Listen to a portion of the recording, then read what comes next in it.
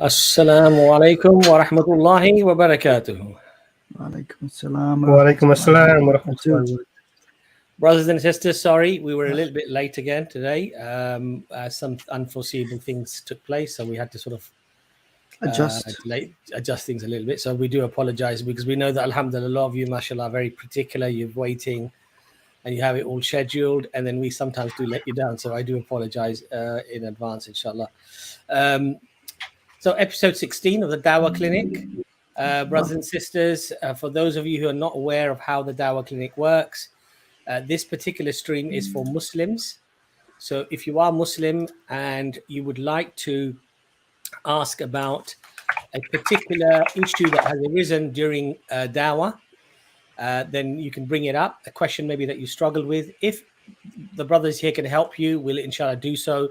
But if not, we can, of course, always refer to the wider pool of, mashallah, knowledge that we have, including Sheikh Abu Ali that we work with regularly. So we can, inshallah, try to get the answers for you. Now, the link to come onto the platform, onto StreamYard, should be in the description in the video. But also, we've put the link, I'm sure, in the comments as well. And this will probably do that and put it on the screen. So again, if this is for Muslims, predominantly, of course, if you're a non-Muslim and you'd like to come and just give your Shahadah, we will not turn you away. We will, inshallah, encourage you to do so and come on. So normally we do the Dawah Clinic, and then we will also do Doubt Busters, which is doubts that Muslims might have about their Islam, a particular doubt. It could be anything, and we can try to, inshallah, address that as well. So, Ijaz and Imran, how are you guys doing? Alhamdulillah. It's good to see the clinic is back in session. So. Alhamdulillah. So we must have got the doctor here as well. If there's any additional surgery. There's a medical mystery, Abbas, that I need you to sort of solve for me. Okay. How do you get the tones out whilst you're drinking your tea at the same time? How do you manage to do that, mashallah? How do you do? Sorry, what? The tones. How do you get your high notes out when you're... Yeah. Well, you know, I sort of I can manage to get it through the cup as well now, so you know, it does. Mashallah. Wow, it's amazing. Yeah. The next thing I've got to try is underwater. I think it probably would be able to do that as well, but we'll see, inshallah. You know. Inshallah. Okay, so look, we've got Brother Rumzi in first. Brother Rumzi, you need to just put your camera on. Alhamdulillah, we're going to get you on first, inshallah. We've got a few brothers in the backstage as well. We'll try to get you on as quickly as possible. Mashallah, there's 4 of you, so. Assalamu alaikum, Brother Rumzi. Alaikum assalam wa rahmatullah. It's good to see you guys as always. I had a question regarding... Brother Rumzi, let me first, mashallah, acknowledge that your bed is made beautifully. That's how I was raised, man. Come on. It all looks very even. I do see a pillow on the floor, though. That has really sort of shocked me a little bit. Well, my bad. Like, okay. That's how I was raised, man. Come on. Please, brother, go and sort that out. Otherwise, my OCD is going to be interrupting. Okay. I'm just joking. Well, at least his clothes match the color of the bed. He's got the gray hat, gray bed, black he's logo, kind of black coordinated and t-shirt. everything. I don't pay attention to these things, man. Come on. I don't got time for this. Nah, it's nice, Brother Rumzi. You make such an effort, you know, when you're coming onto the show, mashallah. Right, because I only make my bed like once every what? So like what? How often is the Dawah Clinic? Like once every few weeks? I only make my bed once every 3 weeks. I'm just kidding. Welcome, brother. What's your question today? Question is, so oftentimes when you're online, you find people insulting Allah subhanahu wa ta'ala and his messenger. And you find, unfortunately, some Muslims with the curiosity to still tune into those and to listen into those, right? Now, as foolish as that may sound on one end, some of us can at least somewhat relate to that feeling at one point. Maybe we learned after a while, but at one point we kind of felt that curiosity. On the one hand, as someone who's moved past that curiosity a bit, because you know you get to know certain people, you may be on the one hand you want to avoid confronting those people, but at the same time you feel for the Muslims, the miskin Muslims who are still tuning into those or listening into those, and maybe you can feel that they're losing some iman, or maybe they're getting some shubahat, right? Despite the idiocy of the things you're hearing. I guess my question would be is, what would you do about that? Would you just say, you know, they have to learn for themselves? Would you say it's worth going? I initially thought it's not worth going in there just to, you know, to deal with those people. But at the same time, I still feel for, and a lot of us still feel for those Muslims who are learning that lesson the hard way. What would you say maybe is those?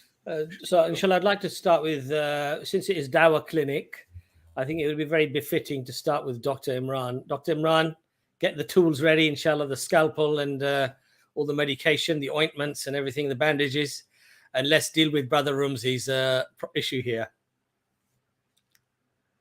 Assalamu alaikum, bro. No, I hear you, and I can understand the frustration, because it is a frustration when you see somebody potentially in a situation where they may be having a negative influence on them in terms of their iman.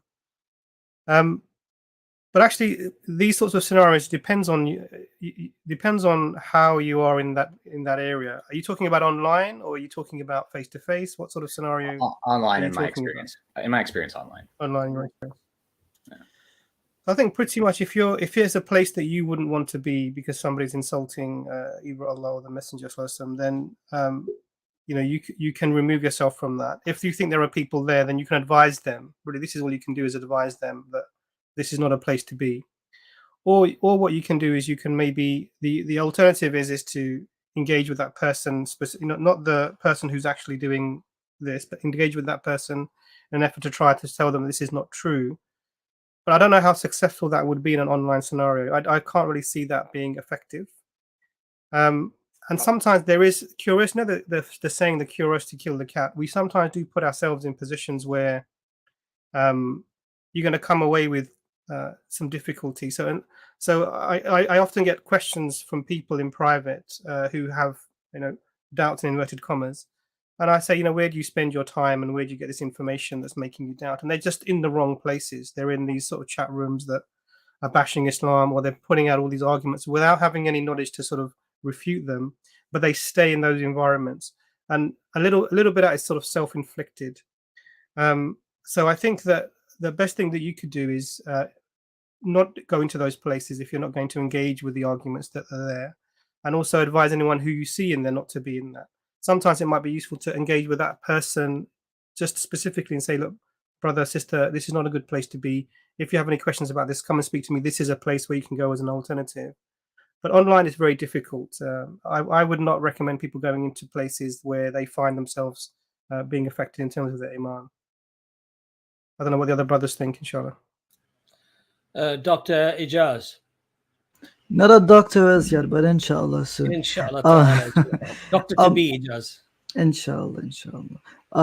So the thing is, I agree with everything that Dr. Imran has generally said. But you often come across brothers and sisters who think my iman is strong enough. It's true, we don't doubt that your iman is in question, but it's an inevitable result that you normalize the mockery of Allah subhanahu wa ta'ala when you sit and you spend time with these people. So it's a waste, one, of your time. Two, you normalize and you actually encourage other Muslims to stay and remain when we should not, right? We have to consider Surah 4, Ayah 140 of the Quran. Allah tells us, do not sit with the people who mock the ayat of Allah. So if they mock the ayat of Allah and you can't sit with them, what about mocking Allah subhanahu wa ta'ala or his Prophet Muhammad sallallahu alaihi wasallam, right? You should remove yourself entirely from the situation. And I've been guilty of this in that for me, it's like Christians come to debate me.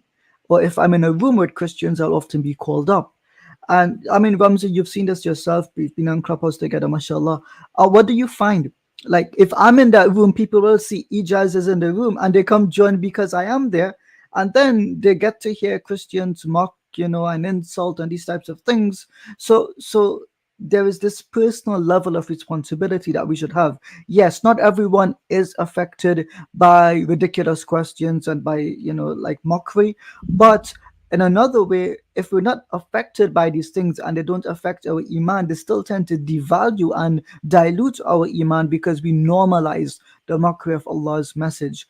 And so I think in that case, it's best that Muslims abstain, and we should advise each other. No one is above being advised, even someone of the major du'at as well. No sheikh or no scholar is above being advised when it comes to these types of things. So if those people with knowledge can be advised, what about our brothers and sisters who aren't as knowledgeable? Then they too should be willing and open to take this advice. Someone might very well argue, well, someone has to go there and debate them, and obviously in debate there'll be mockery. No. A normal debate with sincere people does not invite mockery, it does not invite abuse. So that tells you the quality of your opponent. If the quality of your opponent is that they mock and abuse and they insult, then they're not up to your standard, right? Let these people stay in their dens of idiocy and let them remain there. You stay in your places with dignity, and you speak with goodness, and then you leave the rest of these people.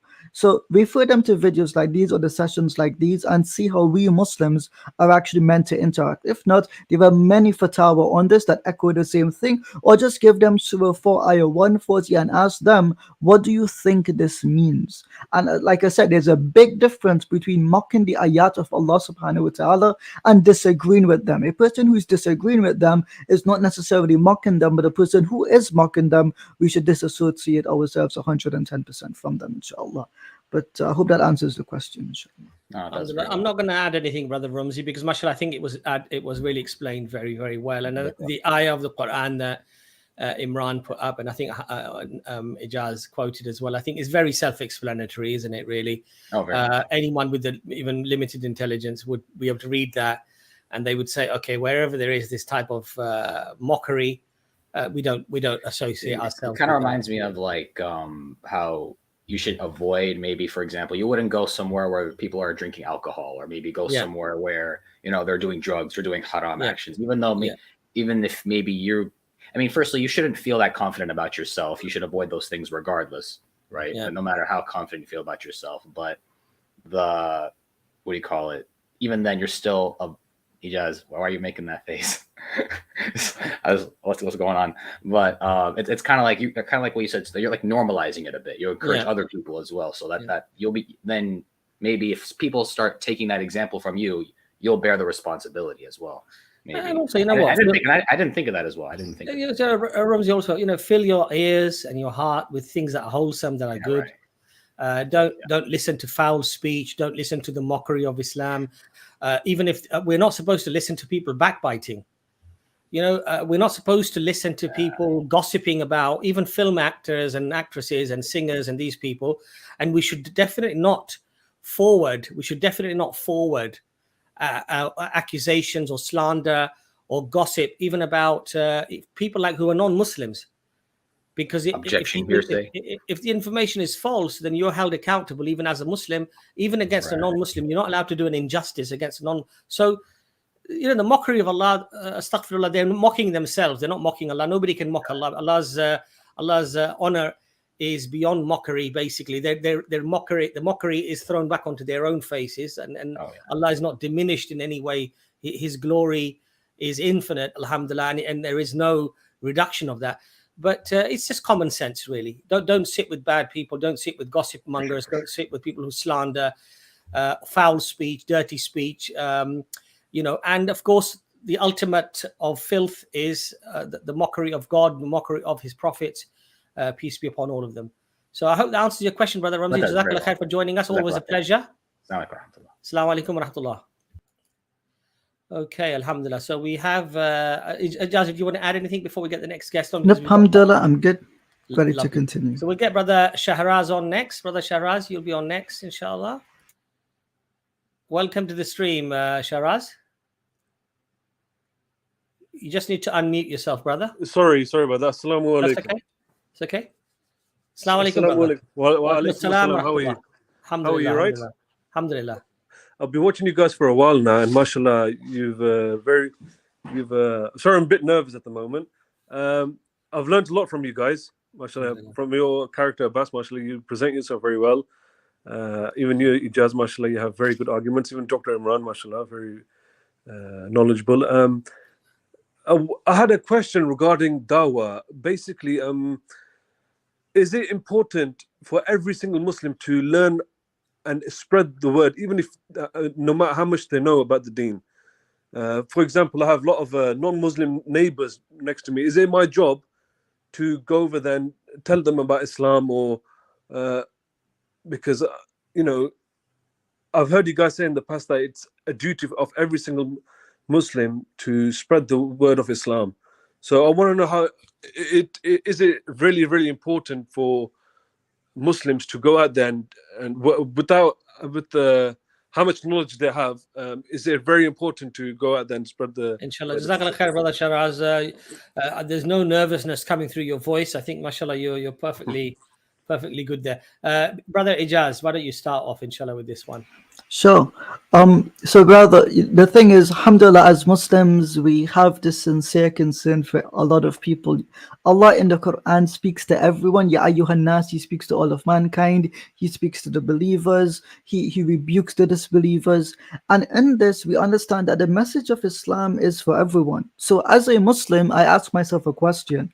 If this is the most essential thing in my life, my belief in Islam, can I keep this to myself? And the answer is naturally no, right? And especially when we live at a time when persecution of Muslims is becoming greater and greater each day, we need Muslims, everyday Muslims like you and I, who can not necessarily speak up for Islam, but speak about Islam so that others can know, understand it, and they wouldn't, join in the persecution of other Muslims. So in one way, it's a defense for Muslims, and two, it's to invite others to the truth. And thirdly, if you think about it this way, Allah subhanahu wa ta'ala, He's given us the ability to speak and to reason and to hear. If He's given us these abilities, I find it very difficult for myself to not mention Islam to someone else. It's almost impossible not to bring it up, no matter what I'm doing. Just like how I bring up Chelsea Football Club in every single stream, and conversation is the exact same thing almost. So is it a duty for every Muslim to spread Islam? The answer is yes. Is it a duty for every Muslim to engage in debate? No. Is it a duty for every Muslim to engage in some form of dawah? The answer is yes. So even if you don't know much, whatever you do know, at least spread the message about Islam. And how hard can it be to ask a simple question? What do you know about Islam? That's all. You can even say, hi, nice to meet you. I'm Tom and I'm a Muslim. Just introduce yourself as a Muslim. That meets the requirement. You've told them about Islam in some meaningful way. So I would start at those levels and, just increase with it, inshallah. Dr. Imran? Alhamdulillah. But I think I didn't hear the question, but I'm assuming it's about giving dawah. Is that the question? Yep. Or? And who is it? Is the question who can give dawah? Who should give dawah? Or? Yes. Okay, alhamdulillah. So, really depends on what you're thinking dawah is. Because dawah is not simply discussion and debate and verbal interaction. It can actually be just your character. If people know that you are Muslim and you have good character and you're doing the things that people see are praiseworthy, i.e. you're honest and you're good in your dealings and you're sort of keeping a certain method of having relations with people of the opposite gender, that they realize you're being very respectful towards them. And this itself is dawah. So you in a way you're giving dawah irrespective of how you are in terms of, am I telling them information or what do I know to tell them? And I just would echo what Brother Ijaz has already said, that really, there's an ayah in the Quran, ayah 12, 108, that this is my way, I invite to Allah with insight. So this is Allah telling the Prophet to say this, and those who follow me. So this is something that the followers of the Prophet, peace be upon him, should be doing. It doesn't matter. The key thing is that I think you have to equip yourself for this. If you're going to be having discussions and you're going to be having conversations and you're going to be maybe engaging in debate, then this is about preparing yourself to do that. But dawah is very wide. It can be quite wide in terms of what it means. So even if you're being simply a wonderful person, and you're treating your colleagues very nicely, and they know that you're a Muslim, and then if the opportunity comes, you explain that the reason I have these sort of characteristics is because my religion teaches me X, Y, Z. That may be enough to bring someone's curiosity, and you don't know where things may lead. And there are always other people that you can refer people to if you find yourself in a situation where you might be asked something that you don't know. So I don't know what your question was, but if it's hopefully that's somewhere along the lines. Yeah, his brother's question was that he has neighbors, and should he go and give them dawah? And I mean, one of the things that Brother Shahraz, I would just say to you, is that we did a video with Sheikh Abu Alia. Yeah. I put it in the comments there. It's the prophetic way of dawah with Sheikh Abu Alia. He also does explain who should give dawah, excuse me, and depending upon your capacity, obviously, to give it. Now, if you're, for example, somebody who perhaps doesn't know a lot about the discussions that may arise, then it might not necessarily be a good idea to go and do a formal sort of dawah and be answering questions that you might struggle with. So it could, like Dr. Imran said, it could simply be a little note, a little card, a little letter that, I'm your neighbor from number such and such. And then as Muslims, we have a duty of care to our neighbors. So if there's ever anything I can help you with, please feel free to let me know. I'm always approachable, something along those lines. That could be a form of dawah. A form of dawah could also be not to disturb your neighbors, not to be an inconvenience, be a good neighbor. All of these things are actually dawah. So you have to do it to your capacity, to your level of confidence and ability.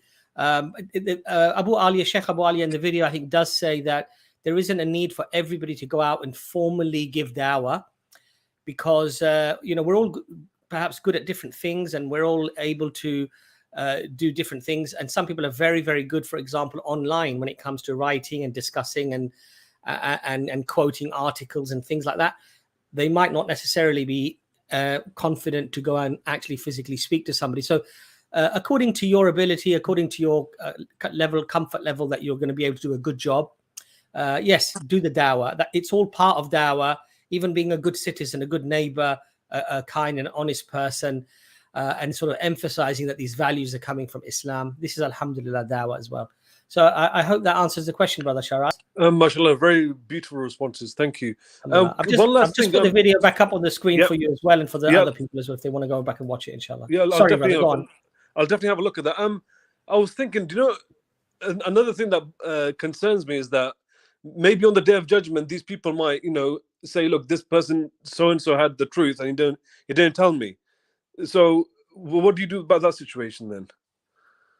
Well, there's an easy answer to this. Yeah. You're not meant to guide everyone, and guidance is in the hands of Allah. You can't be questioned for. It's the responsibility of each individual to seek the truth out. It's not the responsibility of everyone to explain what the truth is to everyone else. Yeah. So that's not a worry or concern you should have, brother. But if you are a person of knowledge, you do have the responsibility to share the deen. So if you did formally study Islam, you have to engage in dawah. That's one of the few instances where it's recommended to do it, inshallah. That's perfect. Thank you very much, guys. Jazakallah. Barakallah fi, brother. Jazakallah khair. So, brothers, we're going to get people on who have their cameras on first. So please do leave your cameras on if you want to get on. Shak, can I just quickly see your face there? There we go. Okay, Shak, we're going to get you on next. So you can switch your camera off if you prefer.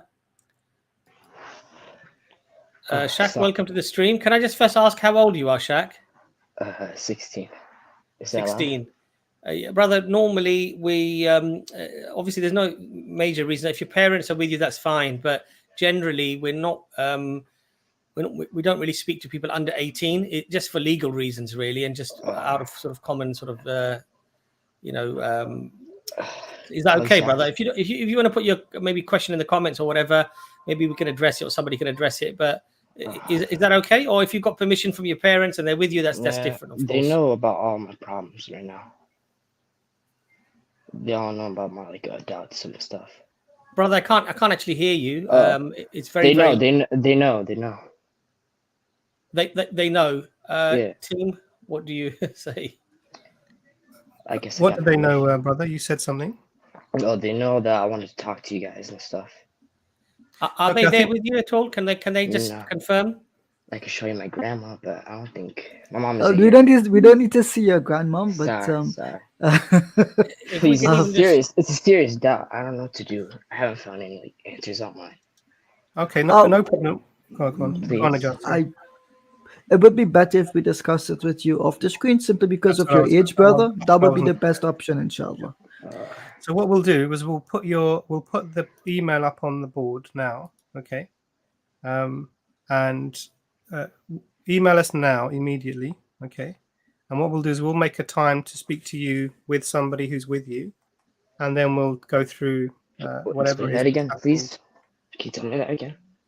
Yeah. So let me just get the. I'm just going to try and find it once. I'm trying to find it as well, Imran. Just trying to anticipate where it is. There's the email. Okay, got Okay. it. Just write that down. Email us now, and one of the team will contact you, and then we can have that conversation with you, inshallah. Okay. Wait, please say that again. My grandma's talking. Sorry. How would I give it a go? Brother Shak, Yeah. email us via this email as soon as you Email. can, and Yeah, someone from our team will reach out and we'll work on a time and we'll have a private conversation with you. The only requirement is you must have an adult that expressly gives permission for us to interact with you, okay? Like your Like- grandmom, one of your parents, an aunt or an uncle, something like this, okay? So like a private conversation, like camera and stuff. Like Without video call? it could be audio, video, doesn't matter.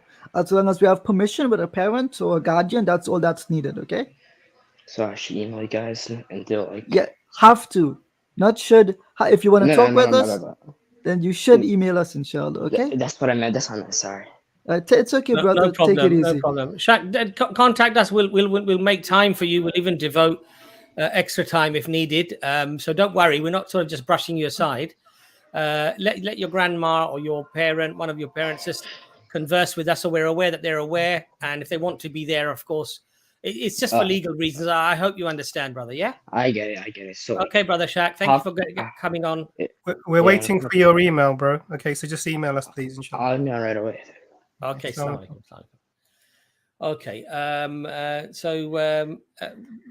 guys, if you want to come on first, please leave your camera on. We've got 4 people with their camera on, 3 with it off. I think this really highlights the importance of these types of streams because we are trying to get through to people. It's just the legality requires us to take these sorts of steps.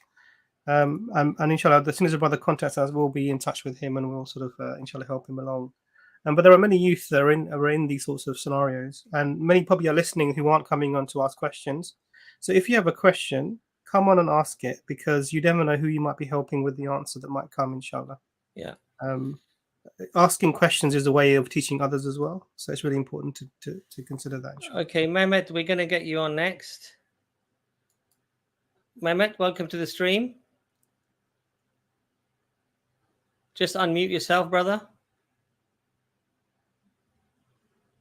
Mehemt, just unmute yourself.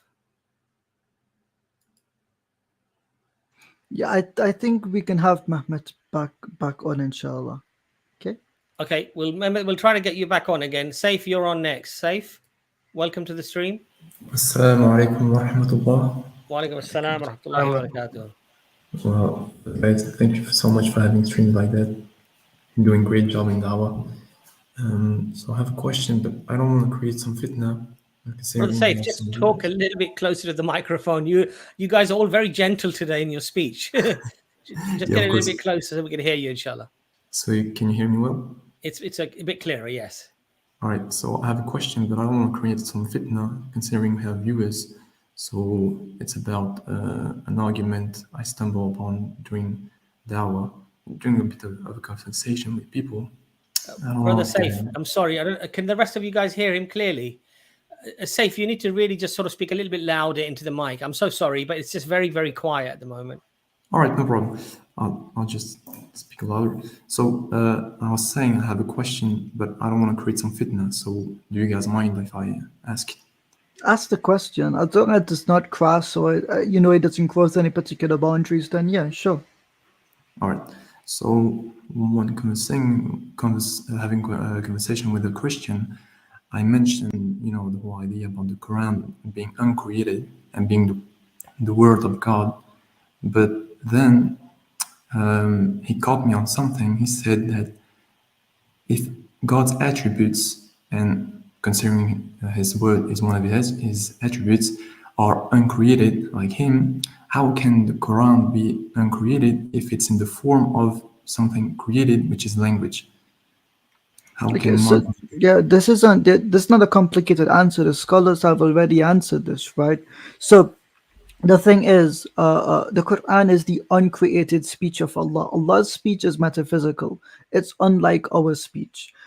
So there were two opinions. One opinion is that the Quran, as we recite it, it indicates towards the metaphysical speech of Allah, meaning the uncreated eternal speech, and that the letters which we recite, these are created because they come from our mouth, sound, air. When we write with the ink, that ink is created, but they refer to the Quran, which is eternal. So the Quran is part of Allah's speech, and this Quran is the eternal Quran, and the message therefore is eternal.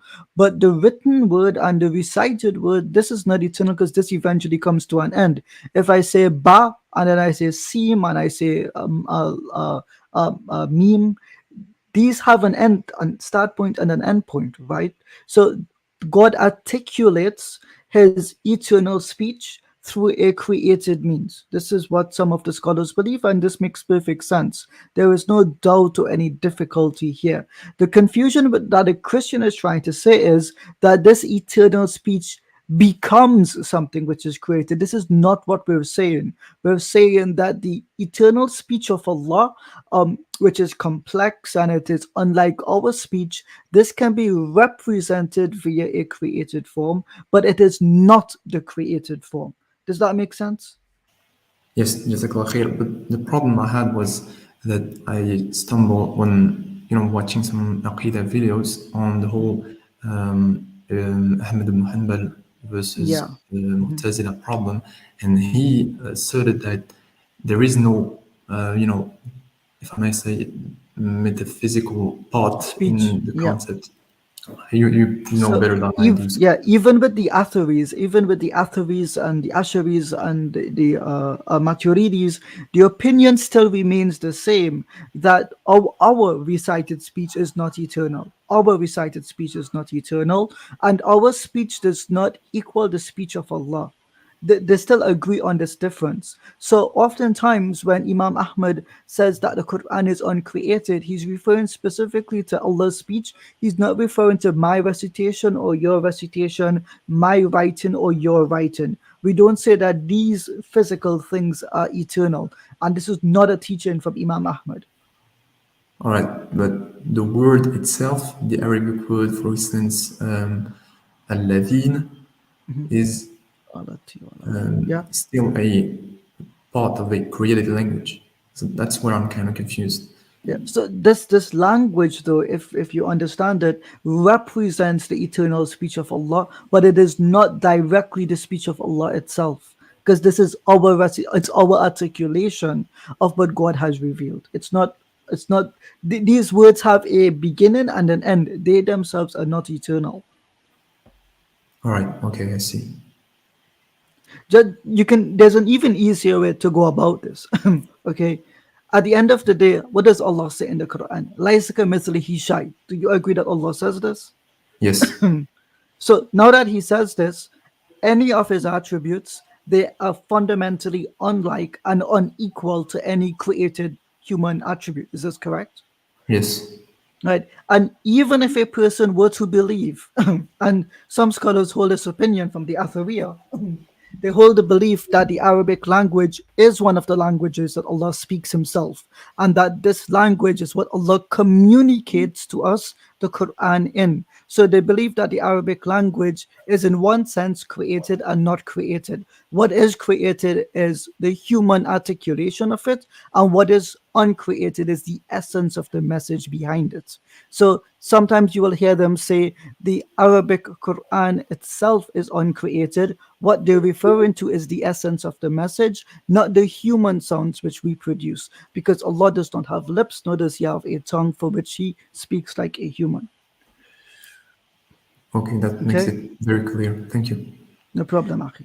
I think it might be also worthwhile noting that this might be a sign to maybe take up some formal lessons with a scholar or scholars in your local area about this Aqidah type of things. And also just to understand what the Christian is trying to do. They're trying to find some way of you thinking actually God coming into earth as a human being is a reasonable thing because you hold something similar in your belief, which is actually not the case. So whatever they're saying, we don't believe that at all. So that's really the point. The underlying point that this Christian was trying to get you to is, yeah, you also believe that something divine can become created, which is not, Right. not in. Basically, the underlying principle is we don't believe that anyway. No matter what you want to, how you want to understand and learn about it, the Aqidah issues, it's nothing to do with what you're trying to portray as God becomes man on earth. We don't believe that. Just to underline that point, Dr. Imran, would you agree that we're basically saying none of Allah's attributes or qualities can ever become created in any way? And anyone who equivocates between those two ideas does not understand Islamic Aqidah. Absolutely. So the word that the Christians refer to has a, they say he has a will, he argues with the Father. I mean, this is all, it's completely incoherent in terms of trying to match it with anything like that Islam teaches. It does. Do the Christians and the Jews believe that the Torah and the Bible, the words, were in the knowledge of God eternally, or do they believe somehow they came into existence at a particular time? If you want me to be honest, they said that according to their own writings, the Arabic term that they would, or equivalent term that they would use is hadith, that it's an occurrence, it's an accident, that it is created. So the speech in the Bible is created, but God himself is uncreated, if that makes sense. Because so God's speech to them is a created entity. Right. For us, God's speech is uncreated. So Ijaz, are we arguing, and Imran, are we arguing that these words were with the knowledge of Allah, in the knowledge of Allah eternally? Yes. And then Allah chose when to reveal those words. But sometimes we Brother Saif, sometimes, our thinking is very, very, let's say, and of course, I'm not saying it to you, I'm just saying it to the person who asked you the question, is that how the Arabic language developed. One might argue that this was a human trait of development. And we would argue as Muslims, I'm sure, Ijaz and Imran, that Allah, everything happens by the will of Allah and unfolds by the will of Allah subhanahu wa ta'ala. Yeah. So those words were eternally with Allah subhanahu wa ta'ala. And Allah was the one who passed the knowledge of those words to get to the right level of eloquence, right level of the absolute level of where they should be. And then Allah revealed the Quran. Yeah, pretty much. There's a description or an analogy that Brother Bassam Zawadi uses, right?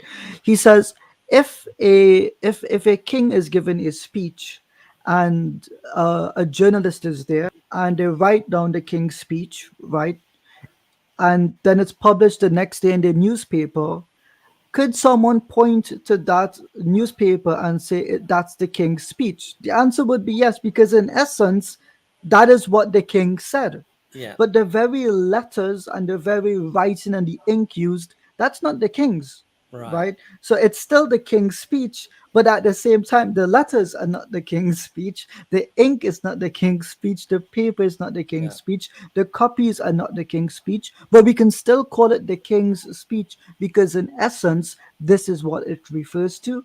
And all schools of Aqidah would agree with this analogy. And the reason we use this analogy is because we've gone to every school and we've said, can we articulate it this? When they're like, yeah, perfectly fine. So this is the way that we articulate it. No school of Aqidah believes that the ink is eternal or that our voices are eternal. So as a consequence of that, it means that our recitation of the Quran, which is created, is not eternal. That removes the problem. Because what the Christian wants you to say is, when you, Saif, when you read the Quran, when you recite it, that's eternal. No one has ever said this. They said the Musaf that you hold, that's eternal. We never say this. But what it refers to, that is eternal, full stop. And that's all you tell them. And they can't say anything other, they can't respond to it. But you can change the question up on them. Where does, and this is the fun part about it, right? They think that one of the attributes of God, his speech, became separate from him and was a God in and of itself. That creates a problem now. If the attributes of God can become God themselves, then how many attributes does the Christian God have? And if he has multiple attributes and each of them can become a God in their own right, is that not polytheism? Because you're breaking apart the attributes of God and saying that this completely represents all of God. Is that not polytheism? The answer is yes. Right? Because this is what the Mushrikeen would do. They would say that Allah's attributes are divided and each attribute is equal to God himself. This is ridiculous and it does not make sense. So I hope it helps you in some way, brother. Yes, Does of that course. answer the question, Brother Saif? That was very enlightening, and I now understand it much better. Alhamdulillah. Jazakallah khair, brother, for coming on, inshallah. Thank you very much. Assalamu alaikum. Wa alaikum salam wa rahmatullah. Alhamdulillah. I think this is a question that often does come up with Christians. We do have some in the park as well that they talk about the attributes of Allah subhanahu wa ta'ala, how somehow, because they're trying to, but basically the angle that they're coming with is they want to try to create some form of duplicity in Islam to justify the duplicity of the triune God in Christianity and say, look, we're just the same, you know. But the reality is that this duplicity of multitude of different entities or persons or whatever, it's never been understood this way by Muslims and scholarship.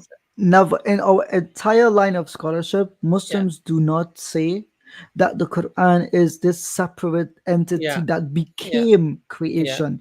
This is kufr, full stop. Anyone who says, of course. And they try so hard basically to try to hammer this point just so they can justify their which is a shame really, because it's just like trying to fit a square peg into a round hole. It just doesn't happen.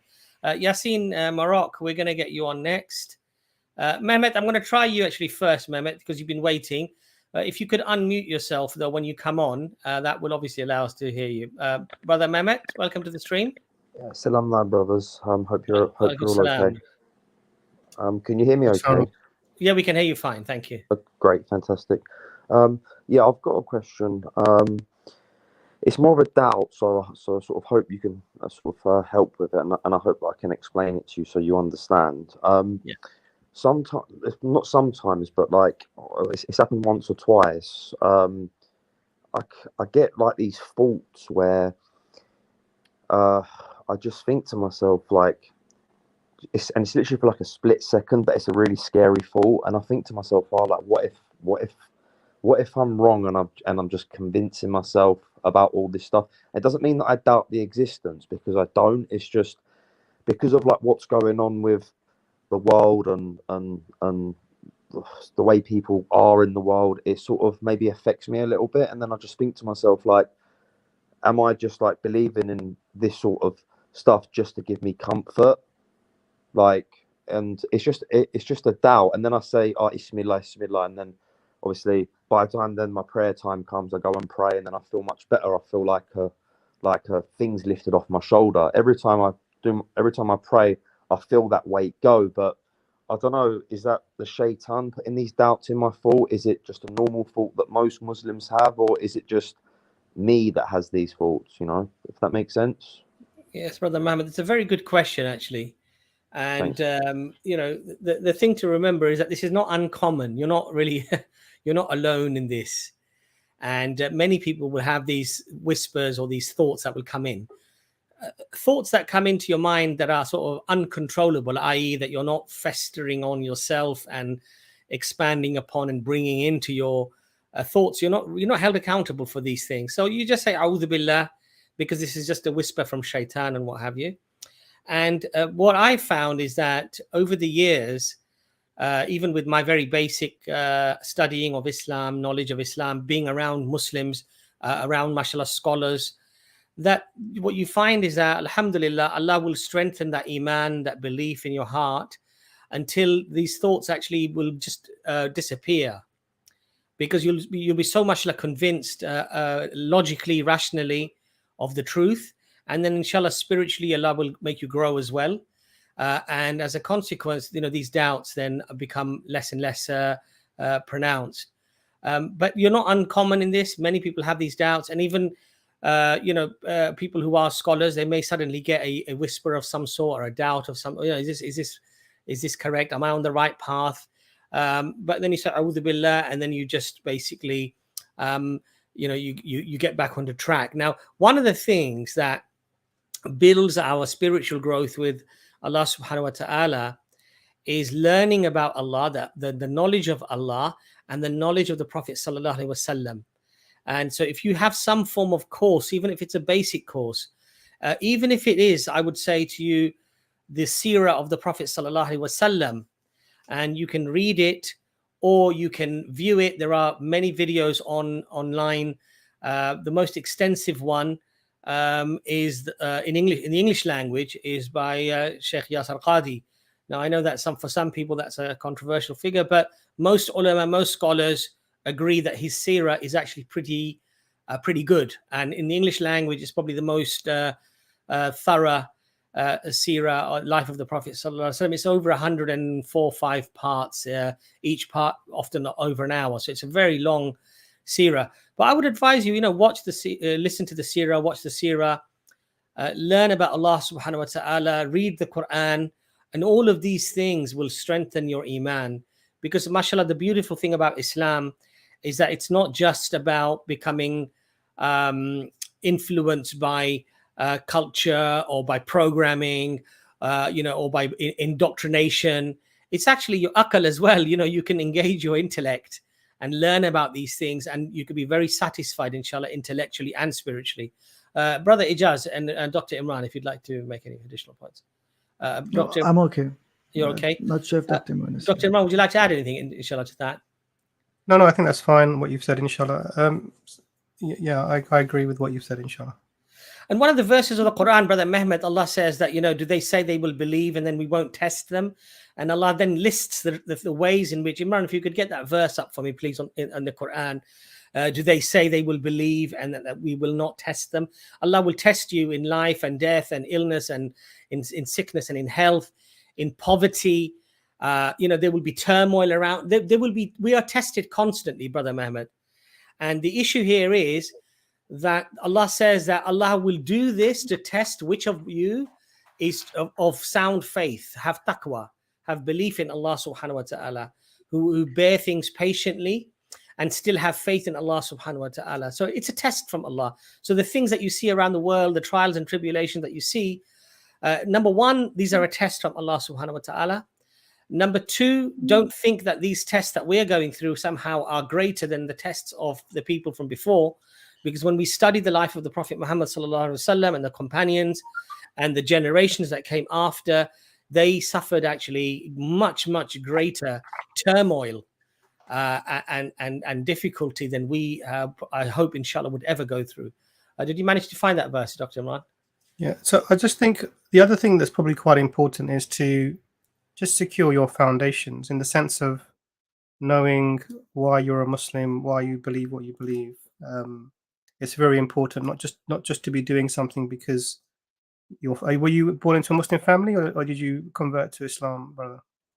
Yeah, no, I was born into a Muslim family. Like my mum, my dad is as well. I would say that he is, and my mum is as well. But obviously, I've had to learn about it myself. But I was born into a Muslim family. Yeah.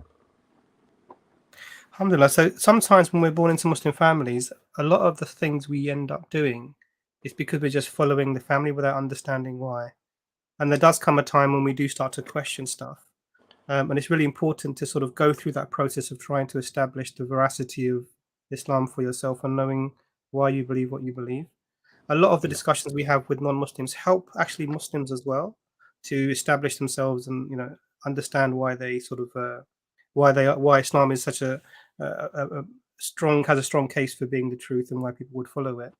And I think you'll find, because the question of evil is the sort of question you're asking if you look at the state of the world and these things. These questions have been asked very often, and they're very easily answered, and Islam has a paradigm for this. This isn't paradise. It's not meant to be paradise. This is a place of testing. It's a place of where people have free will. So people can do good and they can do bad, and we can see the consequences of either of those things. But it's really important to go through that process of trying to establish for yourself really why you accept the things that you accept. And if there's any issues with that, then feel free to make contact. But the doubt sort of can come to anyone, as brother Abbas said, and it's really good to sort of try and verify what are the alternatives. I mean, if there is no God, then we're basically just glorified accidents. As much as we think we are valuable, there's no value actually in actuality. I would have the same value as a mosquito. We've spent the same time in evolution. We serve some purpose that whatever happens, nature happens to assign to us. And other than that, there's no difference between us. So, I mean, none of these things hold any water internally in terms of your own experience. You know that you're not like other things that are around. We human beings, we're not something that succumbs to the environment. We make the environment succumb to us. I mean, if you see the size of a blue whale, we will capture a blue whale, mashallah. In kayaks, we will capture a blue whale. You see the tiger, you see the silverback gorilla that would destroy us in 2 seconds if it came one-to-one. But human beings have this ability that Allah has given us, that because why? We are the vice regents of the earth. Subhanallah. So there's a lot to reflect on, but I think it's really important to really try maybe re-establish the foundations for yourself, so that when these things come, you can more easily sort of say, actually, no, this is from Shaitan. I'm going to carry on because I've already worked out for myself what the reality is. If that makes sense, brother. Yeah, of course. Thank you. Yeah, I mean, like logically, I can never, even if for a sec I just try and think about like that there is nothing logically, like my brain can't handle it, which it just shows that I don't understand why strangers, when people that don't believe or like are in ignorance to it, how do they live their life in ignorance to it? And we know that life's a test. But does that make sense? Like I don't understand how people can live like how they manage to live their lives in that ignorance. It just doesn't make sense to me. And that's what I think sort of gives me even more doubt, because I think, is it because, but then I think, no, like it's too logical, Islam, it's so yeah, I get it. Just makes sense. May Allah preserve you, brother. May Allah give you strong iman and brother. health, Thank you. And give you the best of both worlds, inshallah. Jazakallah khair. Your question. Thank you, brother. Take care. Bye bye. Alaikum salam. Alaikum, brother. MashaAllah. It's a good question, actually, and it's a question that actually affects a lot of people. But it's nice that people can bring it up, and that the brothers can, inshallah, try to help through. Brother Yaseen Morocco, we're going to get you on next. You can either have your camera on or off, whatever you prefer. Brother Yaseen, welcome to the stream. You just need to unmute yourself, brother. Sorry. Assalamu alaikum wa rahmatullahi wa barakatuh. Wa alaikum assalam. Can you hear me? Yes, we can hear you. Alhamdulillah. Okay, yes. Okay, alhamdulillah. Barakallahu fikum. Yeah, thank you very much. First of all, I want to say to Ijaz, may Allah cure you with a best cure. Ameen. May Allah. Sometimes I read your comments, your tweets. So, yeah, I love you for the sake of Allah.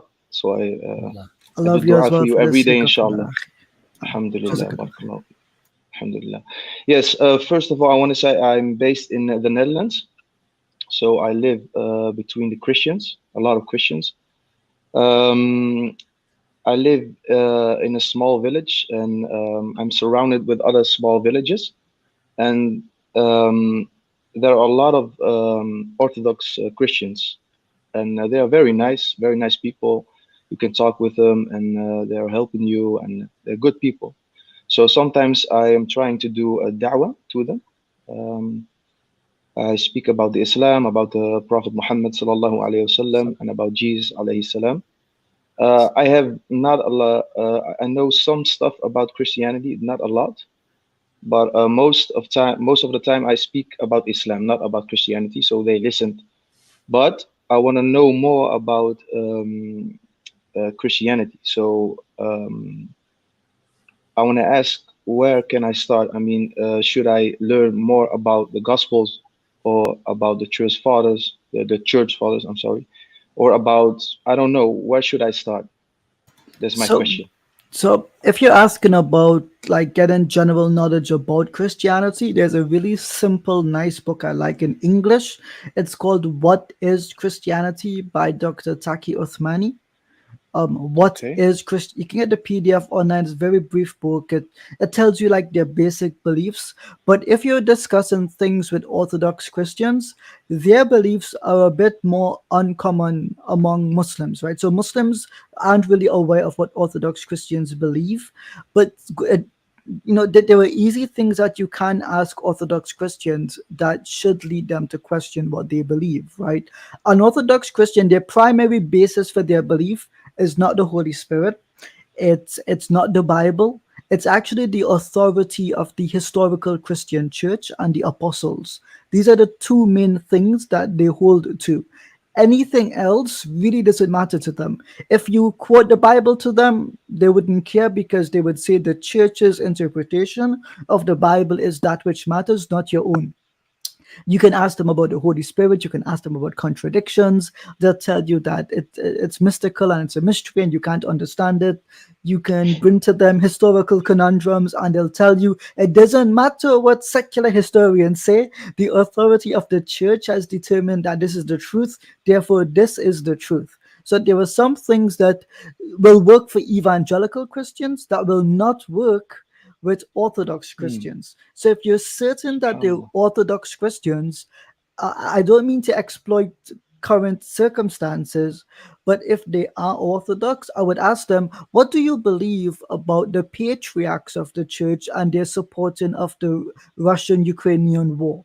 Right. The reason I bring this up is they believe that the leaders of the church and the church itself is one of the operations of God. So you might not have heard this term before. They call them energia, energies or operations. So the operations of God, you can think about it. These are systems controlled by God, which lead people to the truth. Okay, so in Orthodox Christianity, they don't believe in a singular pope. They believe in patriarchs. So there are different patriarchs or leaders in their church. And the thing is, their patriarchs are representative of the energies of God or the operations of God. So when you ask them questions where they differ, this is where it gets a bit dicey, and they're aware now that you're familiar with their beliefs. So, for example, in the Russian-Ukrainian war, the Orthodox Church actually split. Right. If if you speak to an Orthodox Christian, they'll tell you evangelicals are schismatics, people who break away from the body of the church. They'll tell you that the Roman Catholics are schismatics, that they broke away from the one true church. So then you ask them simple questions like this: how can God be guiding the patriarchs?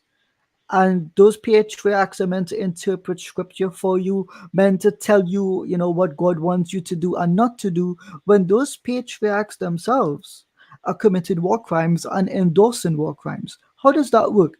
It's simple questions like that you'll see them become. They don't want. They'll realize that you're a Muslim who's actually read up a little bit on their beliefs. Another question you might be able to ask them is this, which is, if God wanted Christians to understand the Trinity, right? Orthodox Christians to understand the Trinity, why did it take the Orthodox Church this long to have so many unity councils to help them understand who Christ Jesus is? Right? It took time for this, centuries, right?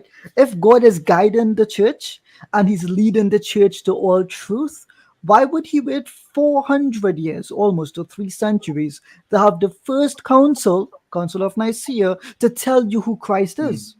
Well, why is that delay? If God can tell you the truth right now, why would he wait centuries?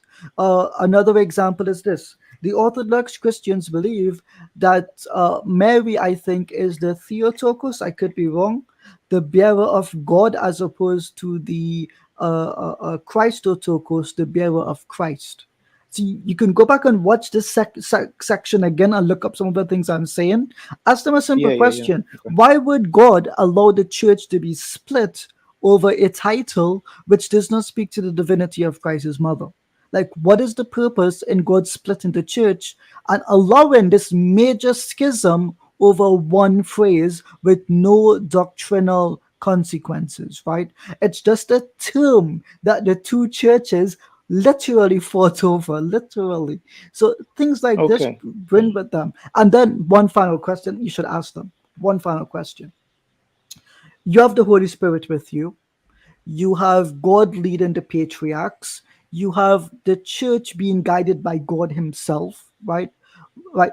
Think about all of this, yet it still took you guys centuries to understand who God was, centuries to compile and canonize the Bible, centuries to determine your basic aqidah.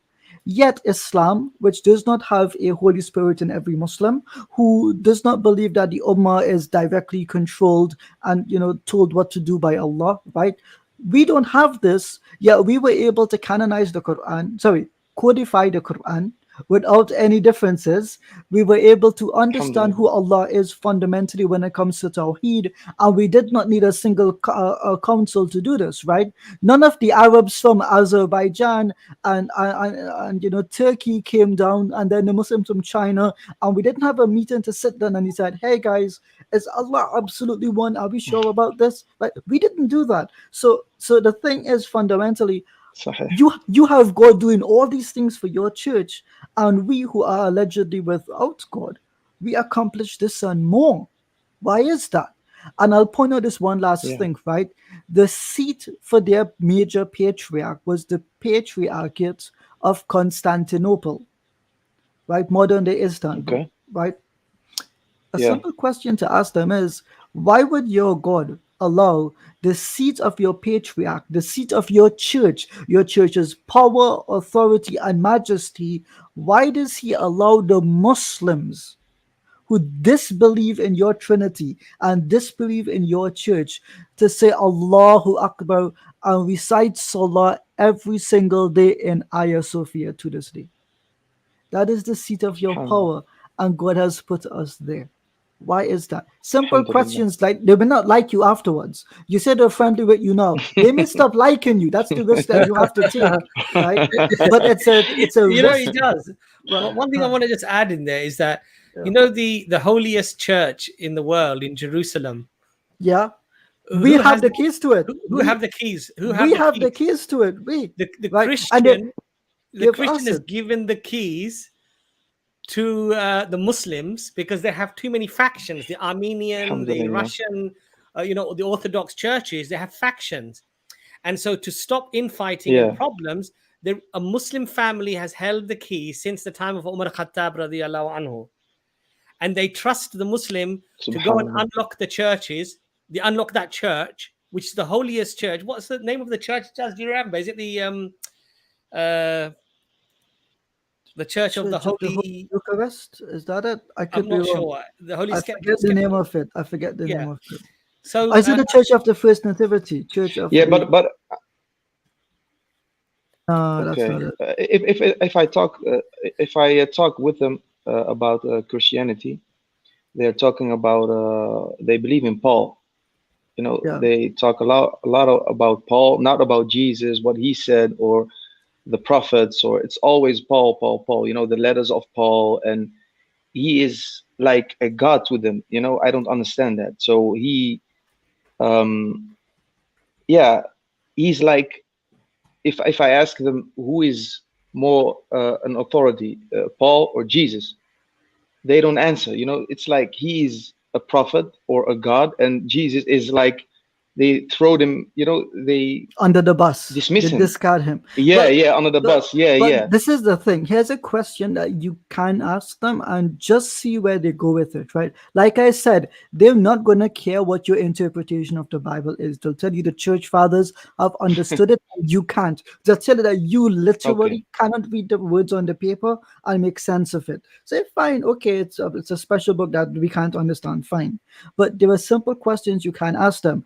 did Paul know Jesus? They'll tell you yes. So you ask them simple questions like this. In Paul's letters, why does he never draw on the life of Jesus and the teachings that Jesus taught while he was still on earth? Right? It's only once, I think, in one letter he actually quotes something that ends up in the Gospels later on. But Paul seems to write about the teachings of Jesus as if Jesus never lived on the earth. Does Paul reference the Sermon on the Mount? Does he reference Jesus speaking on the cross? Does he reference what Jesus said to the disciples of John the Baptist, right?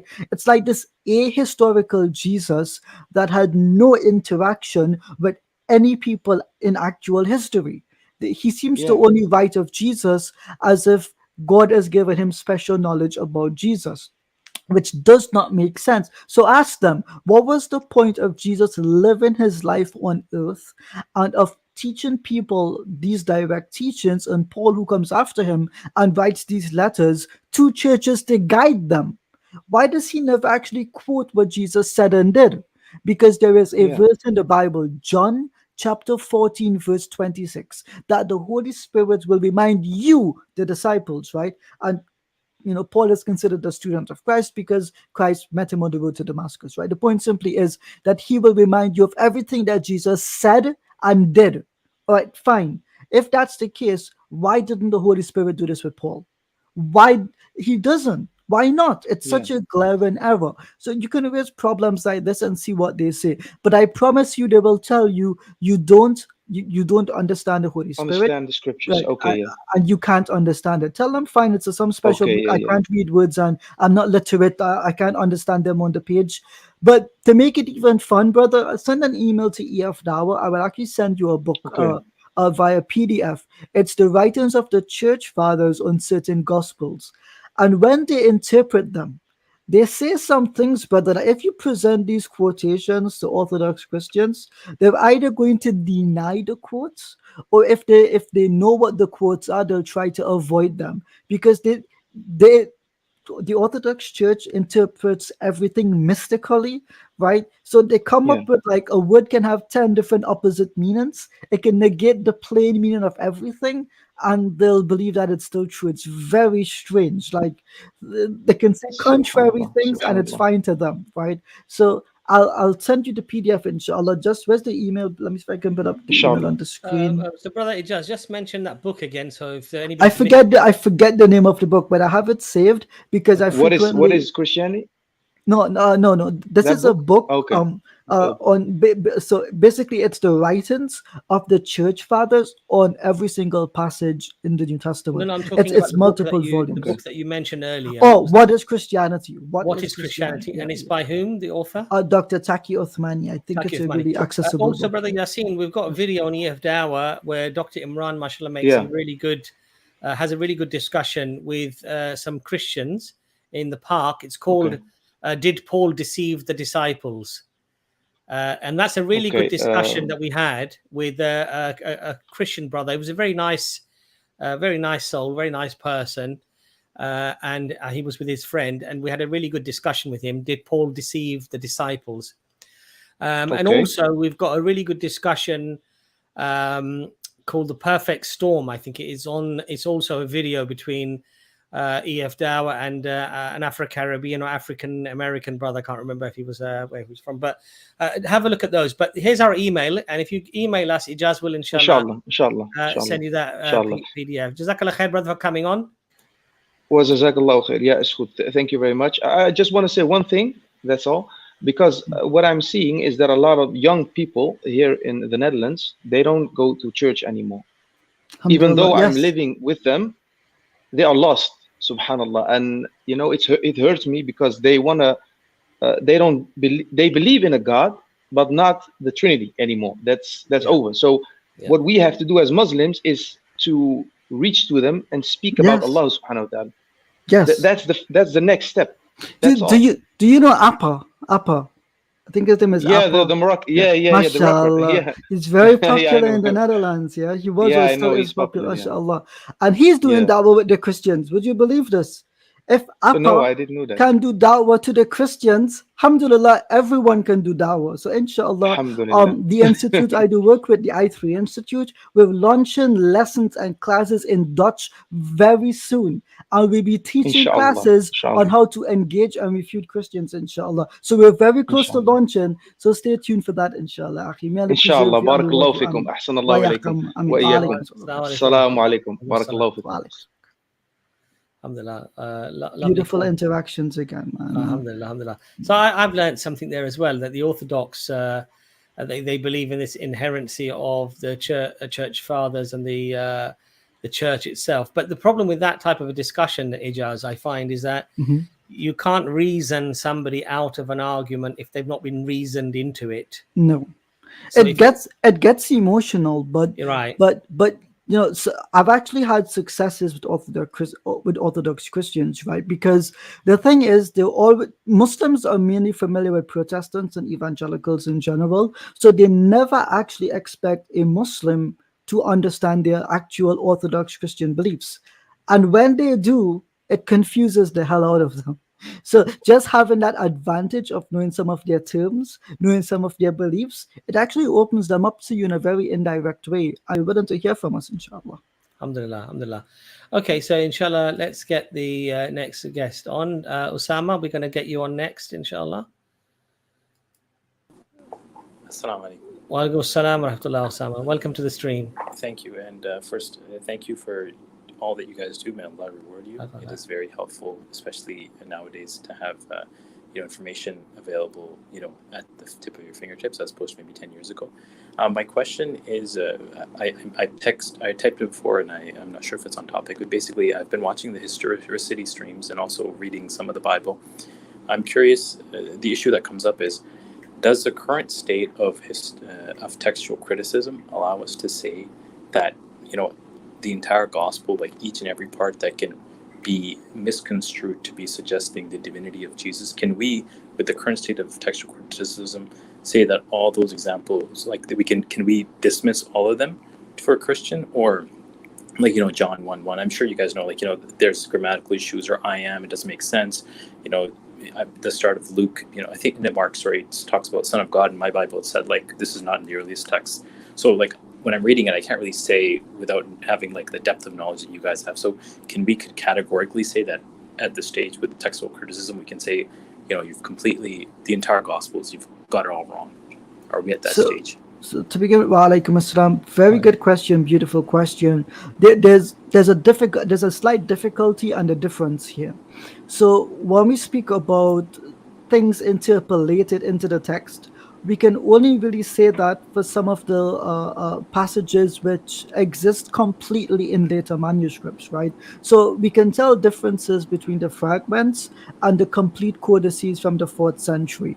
And so most of textual criticism is trying to figure out why those early fragments and the documents in the 4th century, those codices, why they have the differences that they have. It can't really account for anything earlier than that, right? That's the problem. So we can't really say that textual criticism allows us to say that most of the statements that are attributed to Jesus are false, right? Because some of them are present in the early fragments, and the vast majority of the New Testament, when we argue textually, critically, is from the 4th century documents themselves. So the standard or the basis are the codices in the 4th century, and unfortunately, they include the vast majority of these statements.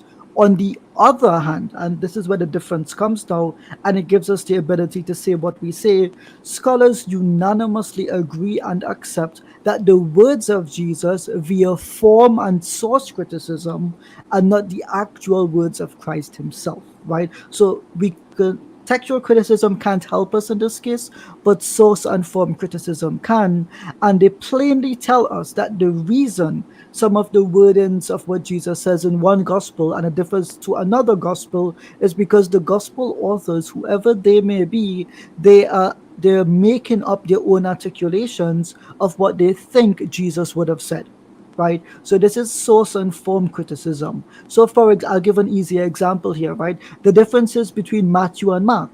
Source and form critical scholars agree that Matthew is based off of Mark, And we see that Matthew expands what Mark says, or he adjusts the words of what Jesus says. As an example, almost all of the Aramaic statements that Jesus makes in the Gospel of Mark, in the Gospel of Matthew, they're removed, or they're partially translated, or if they're not translated, they're deleted altogether. So it tells you that the gospel authors, whoever they may be, they were shaping and forming what Jesus said and tailoring it to their own audiences. So there's a term for this. I'm going to write it in the chat. It's called ipsissima vox, and it just means writing in the voice of someone. So textual criticism can't exactly help us here. What textual criticism can tell us is that the Bible is full of interpolations and omissions, and therefore it's not a reliable text. On the other hand, form and source criticism allow us to say almost everything they attribute to Isa alayhi salam, to Christ Jesus, is their own articulation, it's their own made-up statements, and there is no real historical linkage to the historical Jesus. And this is what we tell them, ipsissima vox, written in the voice of Jesus, not his exact words. We may have covered this in one of the historicity streams, but we may not have clipped it to highlight this difference. Does that partially answer your question, or does Yes, it answer it? it does fully answer it. So thank you very much.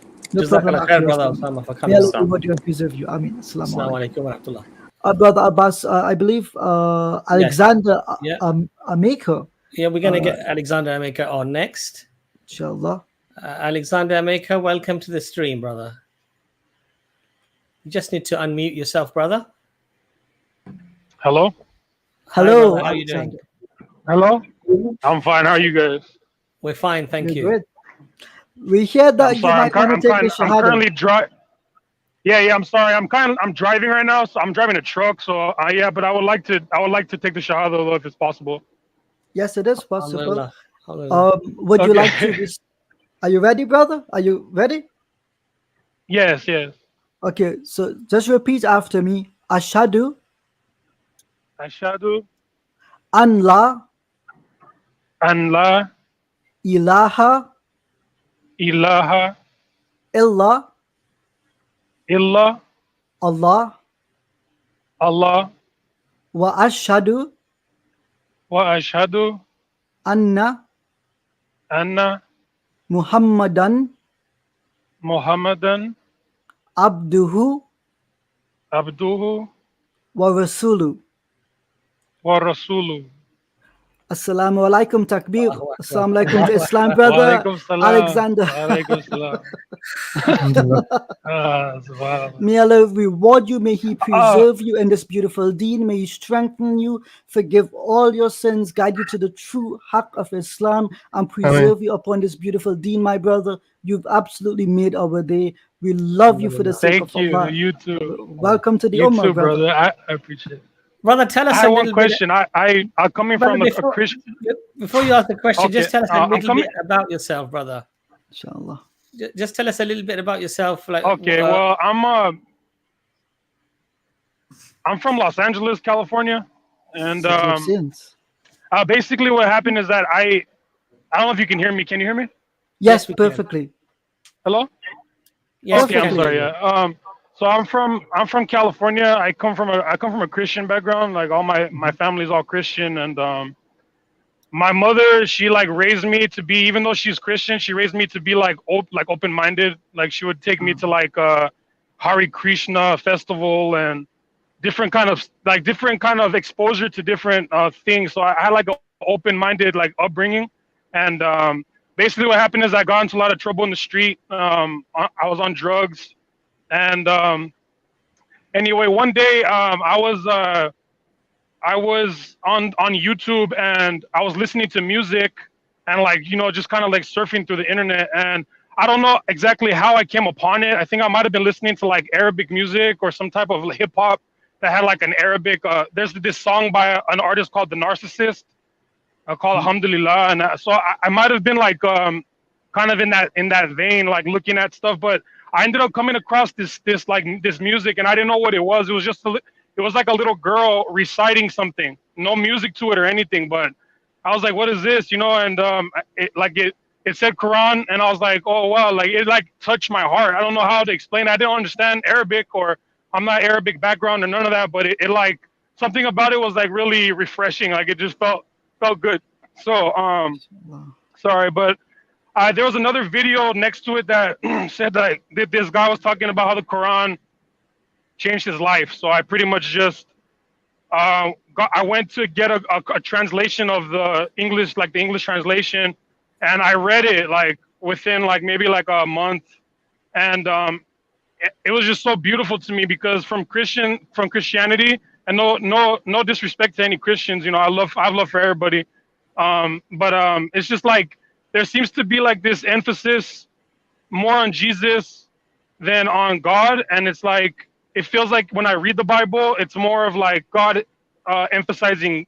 Jesus emphasizing the Father, God. So anyway, long story short is I read the whole Quran, and it just, God is on every page, like, you know, in the name of God, in the name of God, in the name of God. Like it's just like the emphasis was like on that, and it also, I didn't lose, like it talked about Abraham and Noah and all these prophets that I grew up like knowing about, and it just felt like real, like it seemed like it was talking to me. Like, I don't know, it was a very strange read, you know what I mean? But anyway, I don't want to ramble on. I know there's probably other people here, but that's pretty much what it is, man. And I just decided like this is the truth for me. Like it just, everything makes sense about it. The stuff about the prophet, peace be upon him, you know, all the stuff that he said about these times that like we're seeing the stuff about like the tall buildings in the Arab Emirates, and even the one where it's talking about how the hour will cast a shadow on the Kaaba or something, and how there's like a clock there. You've There's seen like the Sheikh Hamza Yusuf will, video, yes. Something like this, like all these things, like a bunch of videos, you know, and obviously you guys, I just want to say, like, may Allah bless you guys so much, because like you guys are very concise and clear, and you're not argumentative. Even like Abbas is like, you see, it seems like he's like royalty, the way he talk, and the way he's like just good with people, you know what I'm saying? And Imran and like Ijaz, all you guys, even Hamza too. You know, he's a little bit strong, but you know, I like that too, you know what I mean? But May Allah bless you you, know, Akhi, mashallah. yeah, same to you guys, all you guys. Like, you guys are doing great, beautiful work, and I hope to like you know, get involved in the dawah, you know, here in the States too, you know what I mean? So inshallah, yeah. You said you had a question, bro? What was your question? Oh yeah, because I'm coming from the background of the Christian thing, so do I have to say it like Jesus is a messenger too, or that don't matter? It's fine. You don't. It's not required for you to say it, and you've said the Shahadah perfectly and correctly. You're a Muslim. It's legit, 100% now. You've recognized Allah as your only Lord. May Allah guide you and keep you on the haq, brother, because that's the greatest thing that you can do. So may Allah preserve you, Habibi. Brother Alexander, mashallah, Brother Ijaz did the Arabic with you. Do you mind if I do the English with you? It's fine. I'll do it in whatever language is. it just clarifies what you've said, and you understand it in English as well. So you're basically saying that I testify that none has the right to be worshipped except Allah. That none has the right to be worshipped except Allah. And that Muhammad is the messenger of Allah. And that Muhammad is the messenger of Allah. Sallallahu alayhi wasallam. Alhamdulillah. Brother, it's such a pleasure to have a new brother, new sister come into the deen. And your story is very touching, but also not an uncommon story. I encounter a lot of people when they read the Quran, that they're actually, when they have an open mind and an open heart, that they realize that this is something unique and different from anything else that they've ever read in their lives before. Yeah, definitely. Allah guided you, and that's and we feel very honored. May Allah accept it from you, accept it from all of us. That alhamdulillah, that you were kind enough to involve us in your Shahadah. So we're very privileged. We feel very grateful for that. Jazakallah khair, brother.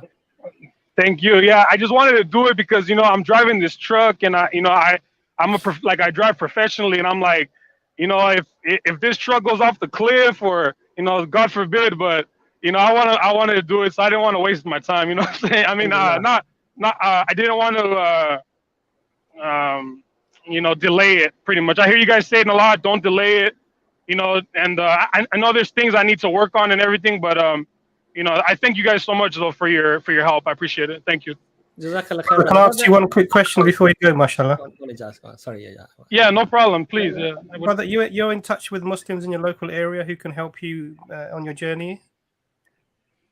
Yeah, I mean, there's several mosques, so definitely I know I have to just make the effort to get to those places, but definitely there's things available. Like even I think Sheikh Uthman is in San Diego. I know it's kind of far from me, but there's people around that. Yeah, there's definitely community. I would say, yeah.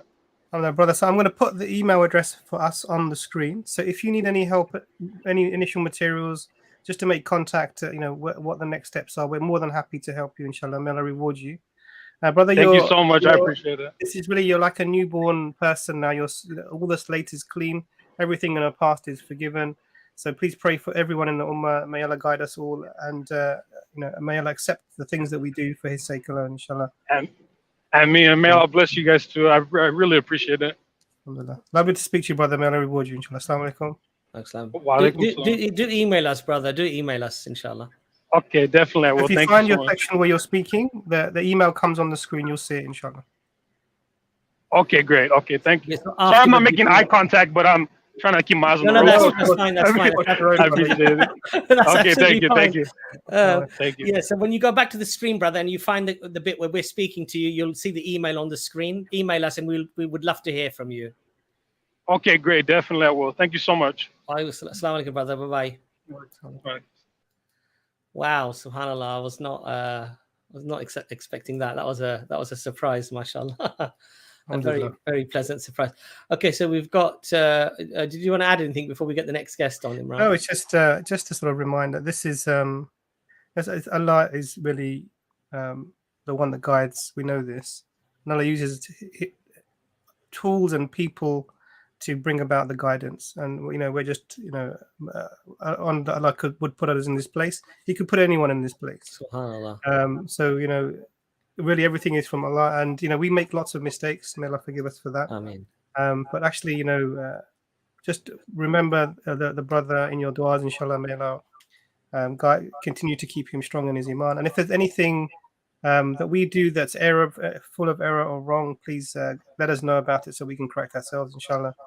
Alhamdulillah, he's driving on the right path, mashallah. Very humbling when you get somebody like that who's taken the journey. I mean, he's had his full journey without us, really. Yeah.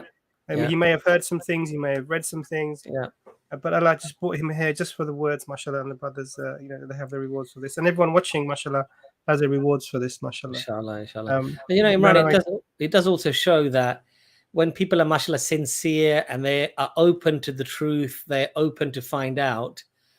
That the same Quran that somebody else reads and just finds every verse, there's some criticism or something critical that they want to try to find. And on the other hand, for somebody who is, as I say, open-minded, it can become a really profound experience, something that is outside of anything they've ever, encountered. So, subhanAllah, may Allah bless the brother. We're going to get Brother Aram on next. So, brother, you can leave your camera on or off as you please, inshallah. Brother Aram, welcome to the stream. Assalamu alaikum. Wa alaikum assalam. Brothers, first of all, I have to say that my English is very bad, terrible. So, but I try to say what I want to say. Actually, the first thing that I want to know is please give me the email address of that brother from the Netherlands, the Yaseen, or give my email address to him because I'm looking for that kind of young people.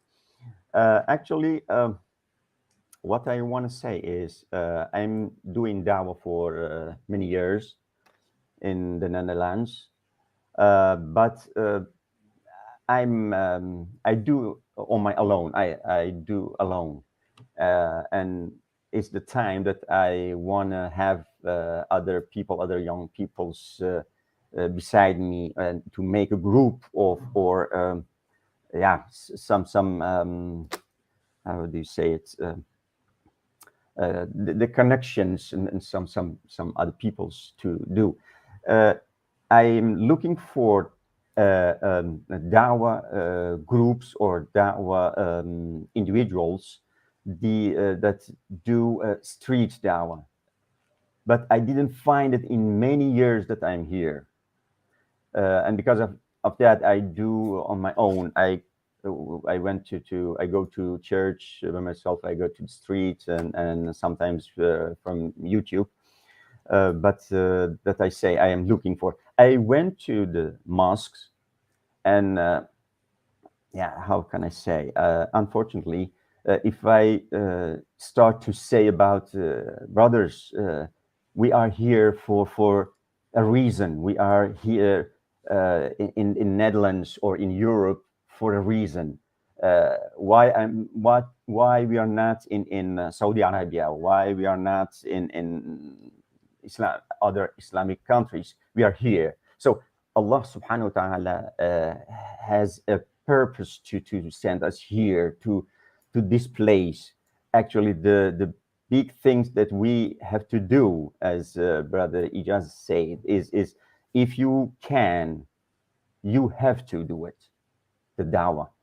But if I go to the mosques here in Netherlands, several mosques I went, and I asked, everybody goes back and say, no, yeah, it cannot be, we cannot do, and don't speak about that. And I don't understand why. And sorry about my English. There is a group, the name is Dawah Group, and it is in Utrecht, the city Utrecht. I went to them and asked them, I sent email to them, and I say, brothers, you are Dawah Group. And what it means? It means to go out and speak with the people, that people outside. Do you do that? They said, no, don't speak about it. I said, but you are Dawah Group. And what they say to me is unbelievable. One of them say, brother, we have to stay here, and if Allah subhanahu wa ta'ala guide them, they come to us. I said, what? We wait here in this building and wait to the people here come to here, and just we want to tell them to how to say Shahadah? And they said, no, you see, in Quran that Abbas wa tawalla, and that other ayahs that the hidayah come from Allah.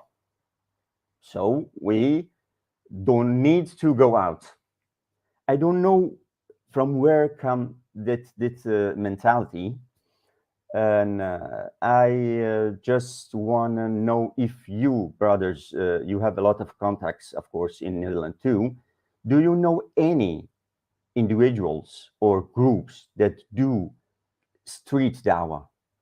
Not dawah to Iman, but dawah to Islam. So I mean, not dawah Muslims to increase their Iman, that is dawah to Iman, but dawah to Islam. So go out and speak with people from Christendom or Jewish or atheist or agnostic, the others, to bring them or tell them the message and bring them to Islam.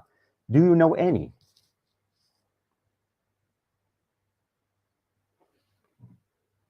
You're still muted, brother. Oh, yeah. My bad. If you send us an email, inshallah, I'll just put the email. There we go. I actually am in contact with Answering Christianity in the Netherlands, and a couple of brothers like One Dawah and a couple of others who do know brothers, reliable brothers who do street dawah, and they go out and they speak with Christians and atheists. And so we can put you in contact, inshallah, with a couple of groups. Please. I'm not sure what city you're in specifically, but I know that we have some brothers who do dawah near The Hague and in other other areas as well, closer to Belgium as well. So there's a bunch of them. They're really passionate, and most of them are Moroccan, because I know a lot of the, alhamdulillah. So I will send you the details. It's a small country. It doesn't matter where they are. I go to them. No Okay, problem. send us your information, our contact information. Okay. Let us know that you were on this stream, and I promise you, brother, we will put you in contact with reliable people. Thank you so much. Thank you. Anytime. Thank you so much. I reward you for your efforts, Good brother. night. Okay. Assalamu alaikum. And your English is excellent, by the way.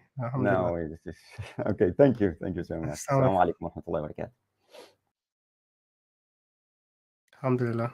So who was the? I think Brother Abbas may be praying Maghrib. So who is the next person that has is verified? And maybe Anis will know. Yeah, I'm not sure. Let me see. So there's one person whose mic is on, a camera is on at the moment. Brother Kazi, if you can just give us a wave. There we go. Excellent. Inshallah, we'll bring you on. If there's any other brothers who've already verified, apologies, I haven't seen that. So I'm just bringing the brother on who I can see the camera is on. So you're coming on. You can turn your camera off if you wish, inshallah. Sure. Hello, assalamu alaikum. Wa alaikum assalam wa rahmatullah. Can you hear me well? Yep. Okay. So wait, let me just put this in the right place. Okay, so I was watching an older video of yours. It had to do with the historicity of what was it? The Bible and I guess non-Christian sources. You know, all Christians, they bring like Josephus, what are they? Lucius, Tacitus, Lucian of Samosata, Tacitus, these types of people. Yeah. Yeah. Okay. So so they use those evidences to prove that Christ is has been crucified, right? So what's your opinion on it again? I just want to make sure. No problem. So here's the problem that they make, and they don't actually understand what these sources actually say. Not all of these sources are within the 1st century CE. The only one that they can appeal to that is within the 1st century CE are the writings of Josephus, right? Otherwise known as Josephus. Now, Josephus was a Pharisaical Jew. He lived and died rejecting Jesus as the Christ, rejecting Jesus as the Messiah, and rejecting Jesus as a God. So one of the mistakes that Christians often make is whether or not we debate the authenticity of what some of the statements attributed to Josephus, at the end of the day, let's grant that all those statements are true.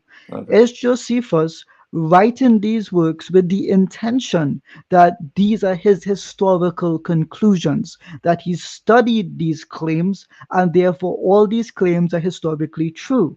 The answer would be no. He is not writing these works to determine what he thinks is the truth. Rather, he is writing the tradition that Jews make for themselves. And this is the difference, right? You will often say there's a word in Greek that he uses throughout his works, legumenu. This just means those who say or said. You know, so people say these things, but these are not his historical conclusions. I'll give an example here. If he believed that Jesus Christ was crucified, was the Messiah, and was God, why did he die rejecting Jesus altogether? It does not make sense, right? So that means there's one of two things. Either it is Christians are misrepresenting what the conclusion of Josephus actually means, or they don't actually understand the conclusions that he came to. All they know is to repeat Josephus said this. That's all they know to repeat. But ask them, what did Josephus die believing?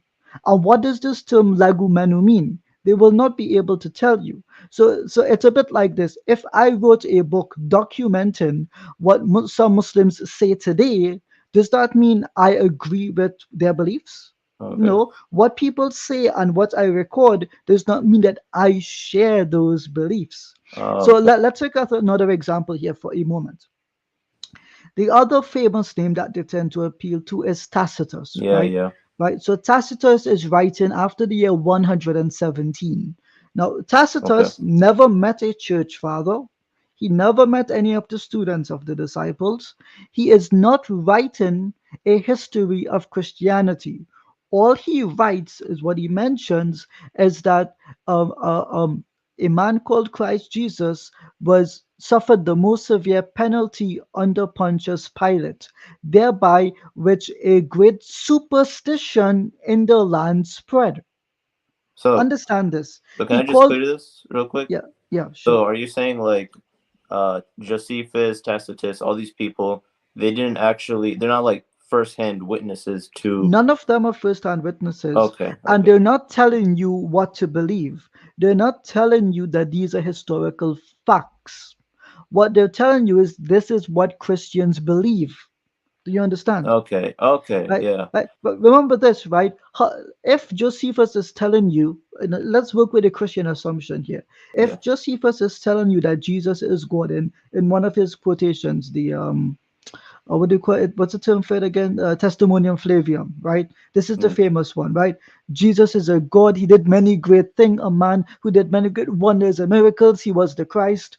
How can a Pharisaical Jew say in one sentence Jesus is the Messiah, yet die believing that the Messiah had not yet come? Either it is Christians have to believe Josephus was an idiot, which would make him an unreliable source of information, or he was a hypocrite, which would make him an unreliable source of information, or he was a liar, which would make him an unreliable source of information. Now, what's interesting is the Christian I talked to, he actually he only quotes the Josephus said that the crucifixion happened. He doesn't mention all of the other how he was Messiah. And why is that? Why is that? Right. So ask him, what did Josephus do? Did Josephus investigate the records of Pontius Pilate to determine that Jesus was crucified? No. Josephus tells you he traveled throughout the land, hearing what Jews said about their own traditions. That's all. Right? Can you imagine? So that's all he wrote down. What the Jews, he actually uses the phrase legumenu so many times. What they say, what they call, what they refer to. So he's telling you that this is what they believe. The other thing to keep in mind is, so he's not a first-hand witness. He himself did not meet any of the disciples. He didn't meet any of the students of the disciples. So already there's no first-hand source or second-hand source he's getting this information from. Now let me ask you a question. If a historian does not get his source, does not get his information from first or second-hand sources, how reliable is his conclusion? Not reliable. Exactly. So then this tells you that the greatest evidence a Christian has about the death of Jesus is from a man who did not believe that Jesus was God or a Messiah. If that's the greatest that you can bring for us, I don't care what they have to say other than this. They've refuted themselves. Yeah. So I have like one other question if it doesn't take too much time. Sure, go right ahead. Okay. So I'm guessing your position is that Jesus wasn't crucified, but do you believe that someone that looked like Jesus was crucified? So this notion that someone looks like Jesus and was crucified, this comes from two places, right? It comes from Christians themselves. Right? We've discussed this in the historicity streams. The first people to make this claim were not Muslims. It was Christians, Basilidians, followers of Basilides. And he claims he got this from his teacher Glossius, from his teacher Theudas, who studied under Paul and Peter. Right? So that's how they trace their information. Secondly, why did we Muslims adopt this opinion? This is not found to believe in. It's not compulsory for us to believe in this. And one of the narrations attributed to Ibn Abbas radiallahu an, this is from the Israeliyat. This is what the Jews and Christians said to him, and this was offered as one explanation. It's not offered as the definitive meaning. This is not something that is directly from Ibn Abbas, but it's attributed to him from the Christians and Jews. Let's understand that. It's not attributed to him, it's attributed to him from the Christians and Jews, the Israeliyat. So it is of no importance to us Muslims when it comes to our Aqidah that we hold to this view. Me personally, I don't believe that Jesus was ever put on the cross. I don't believe that a miracle happened and someone was transformed to look like him. It's simply the case that rumors were spread and that's it. There is no one with direct evidence that can show me that Christ Jesus, Isa alayhi salam, was on the cross himself, because unfortunately no such direct evidence exists. We only get this from third and fourth hand sources, none of which Okay. are contemporaneous, none of which Yeah. come from primary sources. So I don't have to accept it. Why should I? Okay. So all the sources that you just said, is there like a book I can read on that, or is there like There's the Historicity series by EFDawah. okay. See, Well, yeah. the thing is, you can read a book like something like okay, there are not many books on this subject, to be honest with you, but there are books that explain to you what Josephus's methodology is. You can just search books on the methodology of Josephus, and they'll break down Okay. his understanding of the historical method. You can read books on the errors of Josephus, right? So you will find Yeah. many historians saying Josephus exaggerated this number or got it wrong, or they'll tell you he mixed up the names of places or all these things. But that's because he's not doing first-hand investigation. He's just recording what the people themselves say. So there are bound to be inaccuracies, mistakes, and obviously there are Christian changes to his text, and scholars acknowledge this, right? So those books, you can read them, but all you really need to know is that it's unreliable in many places, and it can't determine that Jesus was actually crucified. So I could recommend you like 4 or 5 books, but it doesn't make sense you read all of them just to get that conclusion. Okay. Because when you talk with a Christian, they're just going to tell you that you don't understand Josephus, and they'll move on when they themselves don't understand it. So don't waste your time, Akhi. Yeah. That's most Christians. Yeah. Brother I think Khalid, that's it Jazakallah then. khair for coming on. Dr. Imran, would you like to add anything to that at all? No, alhamdulillah, Ijaz covered it Yeah, I covered completely. it very I think well. the only other thing that I tend to mention to Christians is what are the early manuscripts that we have for Josephus? And they're 12th century.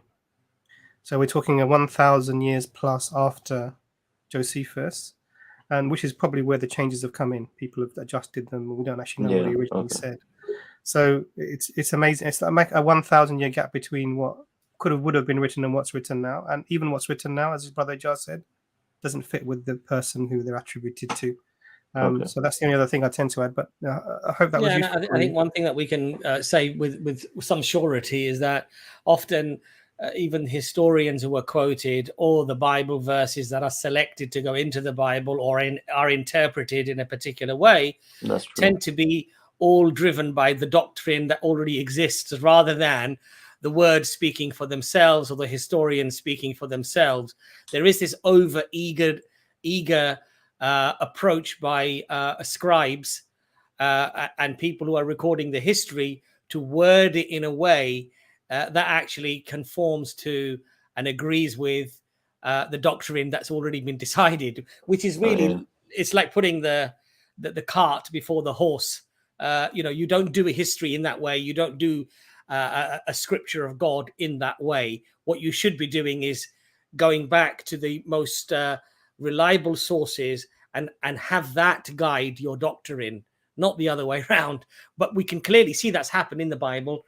So there's no reason to assume that if they can change the Bible to fit the doctrine, that they can't change the words of historians to fit the doctrine. It makes perfect sense, to be honest.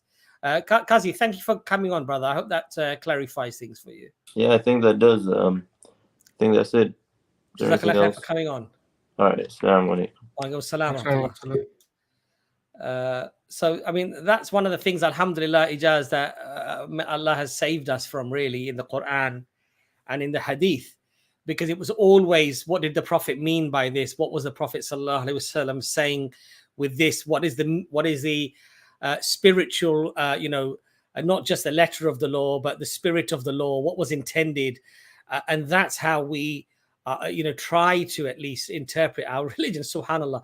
And the Quran, of course, we don't have this problem of trying to, assemble the Quran post doctrine. It is in fact the Quran itself that guides the doctrine. It's in fact the Hadith, the words of the Prophet that guide us. Alhamdulillah. So alhamdulillah for Islam, and alhamdulillah for the lack of confusion on that part.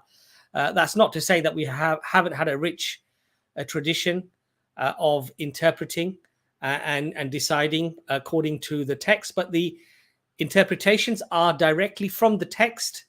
They're not interpretations to guide the text, as it were. So alhamdulillah. So who's the next person that we have? Because the cameras are off predominantly, but we do have Adil next, inshallah. Adil is next. Yeah, okay, Adil, we're going to get you on next, so you can leave the camera on or switch it off, whichever you prefer. Adil, welcome to the stream. You just need to unmute yourself, brother. Wa alaikum salam. Sorry, I've been getting kicked off so much times. It's not even funny. Yes, it might be a combination of your connection, Adil. And I know that the last person that came onto the stream. Oh, yeah, it is your connection. It's definitely not us kicking you off. It's just you've got a poor connection, and it's dropping out. So let's get. Has Taha Ali or trying to be Abd or Mahdi N? Have you Mahdi N? Have you guys had your cameras on?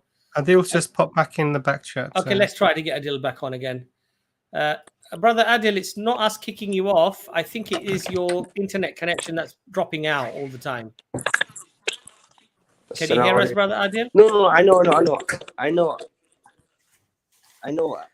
It's not you guys kicking me out.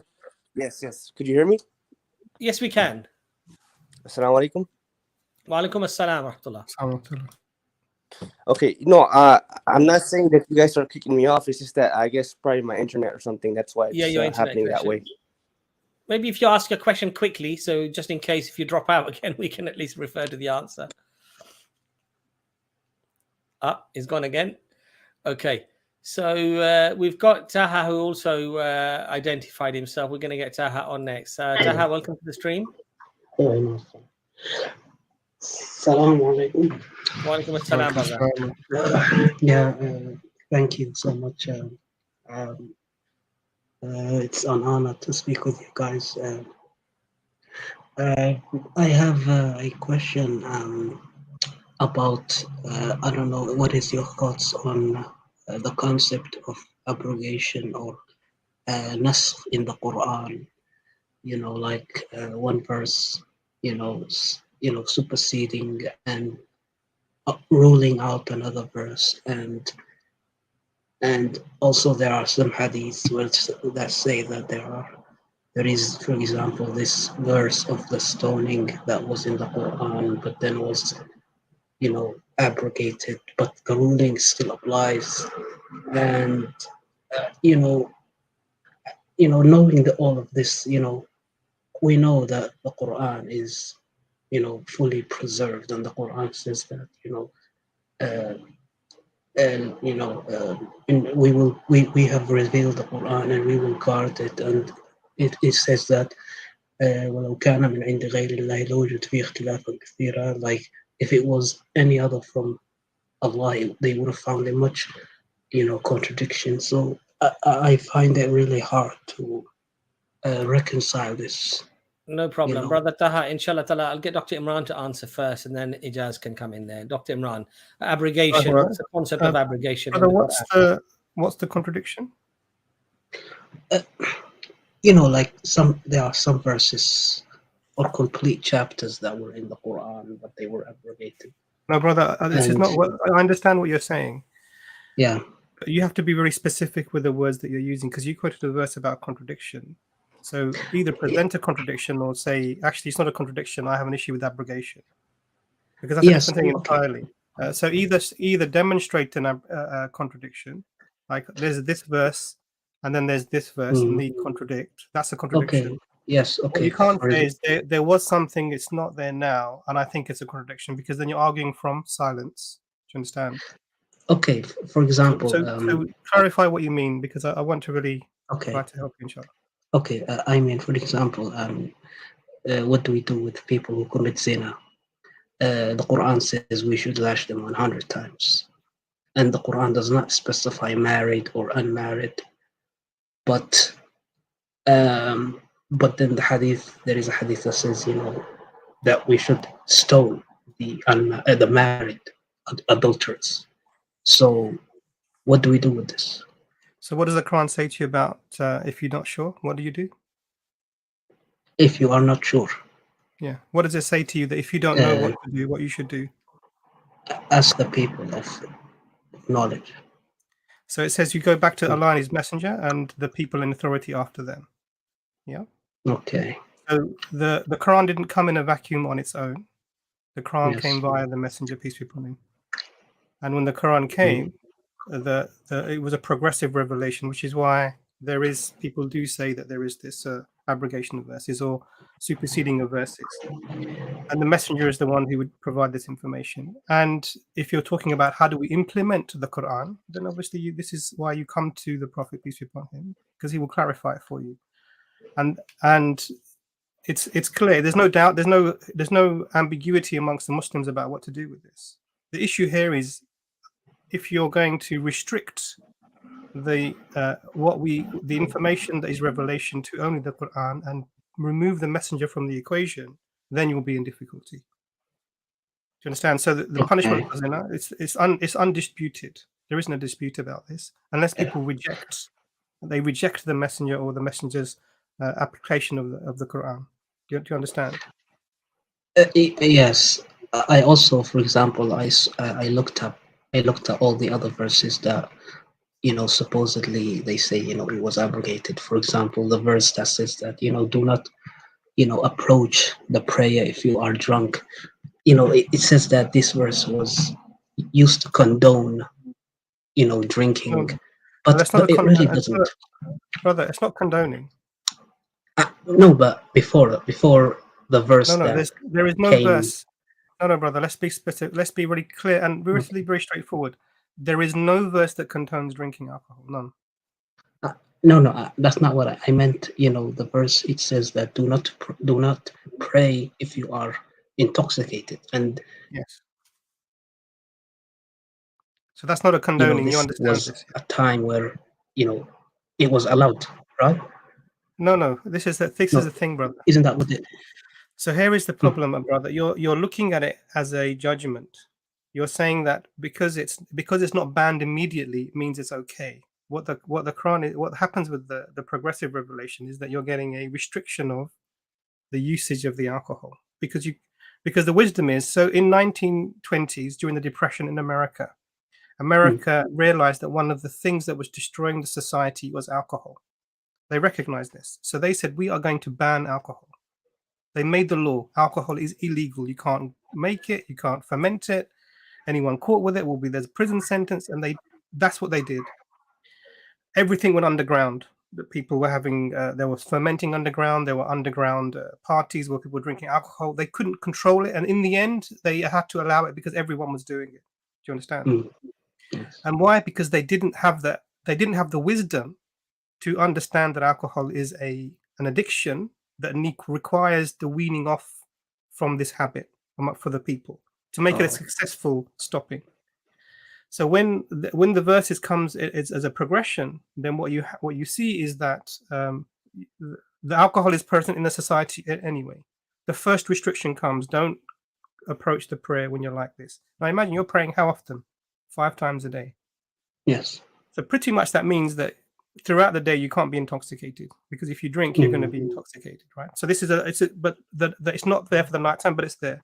Then there's a further restriction, and then in the end, don't drink. Do you understand? So this is bringing the people along, and there's ayahs in there's higher and hadith, similar hadith, that if you were harsh with the people, they would turn away from you. And if you had gone, I think it was a hadith where I can't remember who said it, but I'm paraphrasing now, that if you had told them immediately to stop the alcohol, they would have said, this is what we're never going to leave. So there is hikmah, there is a wisdom in this sort of approach, and there's not a contradiction actually. It's actually what you're doing is you have you're restricting the presence of alcohol in the society until it becomes completely restricted. So in fact, all you're doing is you're adding on to the prohibition. You're not actually saying that it's okay, but don't do this and that. You're saying, don't come to the prayer with this. Okay, next step, don't do this with this. Third step, there may be some good, but actually evil for you to stay away from it completely. So it's building up of that. So none of these things are contradictions, brother. So I don't know what the concern is, if I'm straightforward with you. But some people say that this, people, there were, people made this up to explain some contradictions in the Quran. So that's but simple. I don't believe all it. you have to do, brother Taha, all you have to ask Yeah. these people is the first question I asked you: bring the contradiction. Yes. That's the question. Bring it, and we'll have a look at it. And they won't come back to you. You know why? Why? Because there's no contradiction. Yeah. Yes. And also, brother Taha, the thing here is this. This is not some riddle. Can I just say one thing before you continue? Sorry, go on, Dr. Imran. Just Sorry. one final thing. So there is a disagreement amongst the scholars. There are varying opinions on whether there is abrogation, and if you read about this, different people have said different verses abrogating, others are not. So this is a discussion that's been had, but the Quran itself mentions specifically that Allah will replace some verses, and there is no issue with this if you accept it or not accept it. It's not something that you're required to accept. But it is something that is acceptable without there being an issue at all. Do you understand? Yes. So I wouldn't be too hung up about it. It's not going to affect you deeply in terms of your iman or anything like that. Because, like I said, the first question you need to ask these people is, okay, you say there's a contradiction. Okay, no problem. Just bring it and we'll have a look at it. And then relax, because they're never going to come back to you. Okay. It is also not important for the aqidah, Absolutely. This is the point that I was making. No, and I think the last thing I just want to quickly add there, brother Taha, is that this is not some riddle that somebody has discovered later, and then they're now placing an accusation on the Muslims that, oh, look, this verse was there, and then it's been removed, subhanAllah. No, this is something Allah is mentioning in the Quran. Allah is clarifying that Allah is going to do this. That there are some verses that Allah has placed that are going to be abrogated for something that Allah will replace, which will be better. Okay. And Dr. Imran, mashallah, has explained it very beautifully, which is that if people are alcoholics, because remember, the Arabs were very heavy drinkers. They would get drunk and they would drink all night. And Umar Khattab radiallahu anhu, he says that when a lot of the people that he was drinking with before he accepted Islam, he accepted Islam, he wouldn't have any drinking buddies anymore because they would drink all night. And that's the culture. That's how the Arabs were. So Allah subhanahu wa ta'ala, in his wisdom, he decided to reveal the verses in a way, knowing his creatures, knowing how people are dependent, they're alcoholics, maybe they're dependent on this drug, that Allah weaned them off in a way that was easy for them, that was possible for them, and caused them the least amount of difficulty. Because obviously I've never drank in my life, but people who have drank and are alcoholics will tell you that if they suddenly go cold turkey from one day to the next, it can be very, very traumatic, very difficult. The body goes through all sorts of issues through with withdrawal of these type of drugs. So Allah, in his wisdom, he placed a strategy that would be the least difficult for the people to be able to absorb. And the beautiful thing about Islam is that even the verses about creation, that Allah created the earth in 2 days, and he created the earth in 2 days, and then Allah mentions that there will be some people who will basically question you about this, and Allah tells us what they will say. And today we've got people questioning us about those verses, and straight after Allah's explaining to us that these people are going to try to find a contradiction in the Quran by this, but this is not a contradiction. And so this is explained by Allah subhanahu wa ta'ala to us. So I don't think we need to really worry about that. And I think we need to realize that Allah is all wise. And so this was in Allah's wisdom, that way that Allah revealed the verses, and some of the verses that Allah abrogated, Allah says in the Quran, we replace them with something that is better. So I think that should be enough for us, inshallah. Inshallah. Jazakallah khair for coming on, brother Taha. Assalamu alaikum. Assalamu alaikum. So I think we've got Brother Ali next. We've got quite a few in the backstage, so we're going to really try to get you on. So let's see if we can get Brother Ali. Have you had your camera on? Just a quick query. Can you just put your camera on, please, Brother Ali? Okay, I'm going to get trying to be Abd, because he does have his camera on. So trying to be Abd, I'm going to get you on next. Okay, Brother Ali has just put his camera on. Brother Ali, you're on next now. Brother Ali, welcome to the stream. Walaikum assalam wa rahmatullahi wa barakatuh. Salam, guys.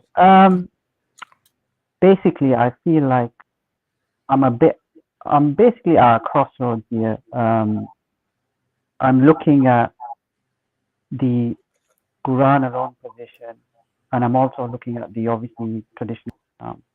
And you know, I'm a young guy. I don't know all the answers, but when I go to, for example, a mosque and I ask certain questions, and these are legitimate questions, because I don't want to accept anything unless, you know, I can sort of justify it, because on Judgment Day, I'm responsible for myself. So, you know, I've got concerns, for example, like there's hadiths that contradict the Quran, yet Muslims follow them still. And I can give an example. And for example, in the Quran, God refers to himself as Al-Kabir, and he says, وَلَمْ يَكُنْ لَهُ كُفُوًا أَحَدٌ. There's nobody like him. You cannot compare him. So I asked, you know, a scholar, well, like a imam sort of guy, I said, what about the phrase Allahu Akbar? Isn't that in Arabic a comparative? That suggests you can compare him. So I said, this statement here surely is a contradiction. So why is this used? And that's just one example. Brother Ali, can you just repeat that hadith? I didn't quite hear clearly. I don't know if Dr. Imran did. So, وَلَمْ يَكُنْ لَهُ كُفُوًا أَحَدٌ, there is nothing comparable to Allah. And so you're saying, what does the hadith say exactly? No, the Salat prayer starts with Allahu Akbar. This is a comparative. That's my point. So God says there's nothing like it. There's nothing like it. Bro. Yeah, so Brother Ali, thank you for your question, but that's not a true contradiction, because Allah has communicated to us that there is nothing like him, saying that he is greater than anything else. It's not comparing him. Okay. When Allah says that there is nothing comparable to him, it means that there is nothing like him. Don't focus on the word compare, because you can compare a lot of things and distinguish that he is not like them. So, for example, when Allah says, Laisaka mithlihi shay, Surah 42, verse 11, Laisaka, he is not. Mithlihi, like, mithlihi shay, like any entity or thing. So there is no thing, no being, no person, no essence, no creation, no person, no thing that is equal to, can be similar to, or is greater than Allah. The same phrase in Surah Al-Ikhlas, وَلَمْ يَكُنْ لَهُ كُفُوًا أَحَدٌ. There is nothing like Allah. You can't compare him realistically to any other thing, because he exists in a league of his own. That is what it means. So let me ask you a question in return, brother. When we say that we have mercy, and then we say Allah is Ar-Rahman, the most merciful, we're not making a comparison to the mercy of Allah, but we can distinguish between his mercy and ours. And the Quran clearly tells us to distinguish the creator from the creation. So I don't see, so where you hung up on? No, I'll counter that point. The reason why we say the most merciful, that's not a comparative, is because the word mercifulist doesn't exist. So the most merciful is a superlative. It's out of everything else. The word mercifulist doesn't exist. That's why when you're saying the most merciful, you cannot compare him to anything. And secondly, the word al-kabir, The word Brother, pause. al-kabir. Brother, just pause for a moment. On that first point, brother, on that first point, Ar-Rahman just means the merciful. We add most for that reason. We don't say he's the all merciful, but we say he's the most merciful. Why? Why don't we translate it literally, the merciful? Sorry, could you say that again? Okay. The word most is not there in the Arabic, right? We say Ar-Rahman, right? The merciful. Why do you think we say the? Why do you think we change it to say the most merciful? I don't see what the point you're trying to make. You were just trying to correct me, right? And say that when we say Ar-Rahman, we use the term the most merciful because it's in the superlative, right? That was your claim, right, brother? That was based on what you said there, yeah. I will. No, Brother Dr. Ijaz, Imran, you want just before okay, but Brother Ali, Brother Ali, can I just ask you, are you a Quranist? Do you believe in the Quran only and you reject Hadith? Well, this is what I'm saying. I'm at crossroads here. For me, I look at the preponderance of evidence because ultimately, you know, as I said at the start of the stream, I cannot say, look, I followed what my Imam told me. Brother Ali, I asked you a specific question. Brother Ali, I asked you a specific question. Do you accept Hadith as a valid way to truth? Not as guidance, no. Okay, so you don't. So be honest about that. You don't accept Hadith. You're a Quranist. Is that right? Well, I feel like these words are sort of labels. You know, I just feel like Brother Ali. Look, if we're going to have an honest conversation, we need to at least put our stall out. We need to at least be honest and say, look, this is. I think that the difficulty here is, Brother Ali, is you're showing a face that isn't your face. Exactly. And what we really need is some honesty to you. And you're using. Do you mean that literally, Dr. Because I can see his face, and it is his face. And I don't know if that's his face actually, but anyway, the point is made. I think the issue here is that you're using sort of language in a really vague, non-specific way, and feeling as if it's somehow the points that you're making are valid. And I'll be honest with you, for me, listening to that, it was completely nonsensical. I had no idea what to make head or tail of even the objection that you were making. Yeah. Then you're referring what to. I'm saying, I look at just give me 1 second. Just give me 1 second, because I'm actually going to quote you on the preponderance. And then you say, I looked at a preponderance of evidence without giving any of the evidence that you're talking about. Oh yeah, I want to give more, but that's what. Yeah. So I think let's start with the basic point. Do you believe in the Quran? Yeah, I accept that. Yeah. Why do you believe in the Quran? I look at the proofs in it. God tells you to reason, look at things, look at the horizon. No. How do you know? No, why do you believe in the text that's in your hand? Is the Quran? Why do you believe that?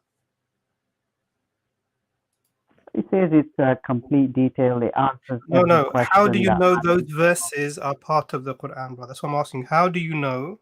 I want you to look at the preponderance of evidence. You have a book in your hand and you're making a claim about it. How do you know that this book in your hand is the Quran? You look at what the book is claiming and you study it. No, you can't. No, brother, that's not what I'm asking you. You're missing the point. What I want you to do is to establish for me your understanding of how you've come to the belief, the acceptance that this Quran I hold in my hand is the Quran from the Prophet Muhammad sallallahu alaihi wasallam. How have you come to that conclusion? I can only base it on what the text is telling me. No, you can't use the text to say I believe the text. I'm asking you, how do you know that this is the Quran? Nothing added, nothing taken away. How do you know that? I can only look at what the text is telling me. No, you can't. See what I mean, brother? You're not even understanding the question that I'm asking you. Okay, let me change the question. Yeah, please, brother. Okay, Brother Ali, the question he's asking you is, how do you know what the Quran is or what the Quran contains? What do you mean what it contains? Okay, how do you know what the ayat in the Quran are, that there were not some ayat missing or some ayat added later? How do you know that? Because we have the text here. Which text? We have the Quran. How do It's you know preserved. that there aren't verses added or omitted? Well, God says there would have been many contradictions in it. No, that doesn't tell you. So, for example, if I remove the line Maliki Yawmiddin, that doesn't count. If I remove that, there is no contradiction in the Quran that will counter that. So, how do you know ayat weren't added or omitted? Okay. Well, this is what other people have sort of looked at. I'm actually kind of looking into this now. It's the serious letters in the Quran. So some Imran? people. So, some brother, this is people, the point. So what is the preponderance of evidence that you've analyzed to come to the conclusion that the Quran you have is the Quran as the Prophet peace be upon him revealed? God says He will protect it. No, and you can't use preserve the it. text to say that the text is complete. Do you understand? If I have a book, let me just grab. That's like a Christian. That's like a Christian saying the Bible is if I true have a because the book, Bible says it's true. Yeah, this it's is a secular Quran. reasoning. If Secular I take a reasoning. page That's and what I it is. throw it away, and I still have the book, and I say, "How do you know the book is complete?" Well, the book says it's complete. Do you understand? It's the argument the point that you're making doesn't make sense. It's not a proof. It's not an evidence. So what I'm asking you is, how have you come to the conclusion? Because you said you've looked at the preponderance of evidence. I don't want you referring to other people now, because then you're saying other people have looked at the preponderance of evidence and it wasn't me, and that's a different position to be in. Are you asking how have I come to the conclusion that I think the Quran alone position is true, or No, are you no. asking the? Before we go to Quran alone, you have to establish the Quran, brother. As I said, I look at what the text is. You know, the text is. You can't look at the text unless you know what the text is to start with. How do you know that the Quran in your hand is the one that was revealed by the Prophet peace be upon him from the beginning to the end? Nothing added, nothing taken away. How do you know that? As I said, I can just tell you what the text is. These are the verses that God. How do you know those verses reciting. have come from the Prophet Muhammad peace be upon him? God, well, I'll just quote you the verses. God says, if this was from anything other than God, He would have How do you found know it that in- that verse has come from the Prophet Muhammad peace be upon him? God says that we have sent you a messenger to all. How do you know that that verse has come from the Prophet Muhammad peace be upon him? I've just told you the verses there. No, you're just quoting verses from the Quran. Well, what you think is the Quran, because you're not sure. And I'm telling you, how do you know those verses are part of the Quran? I still don't see your point. Yes, I understand you're not seeing the point. And it's a very straightforward point. Where did we get the Quran from? How was the first revelation, for example? How did it come? Well, again, I'll tell you what the text is, and people can accept that or not. So tell me how was the Quran revealed? God says He sent it down via Jibreel to the messenger, and then in chapter 75. How was the first verses revealed to the Prophet peace be upon him?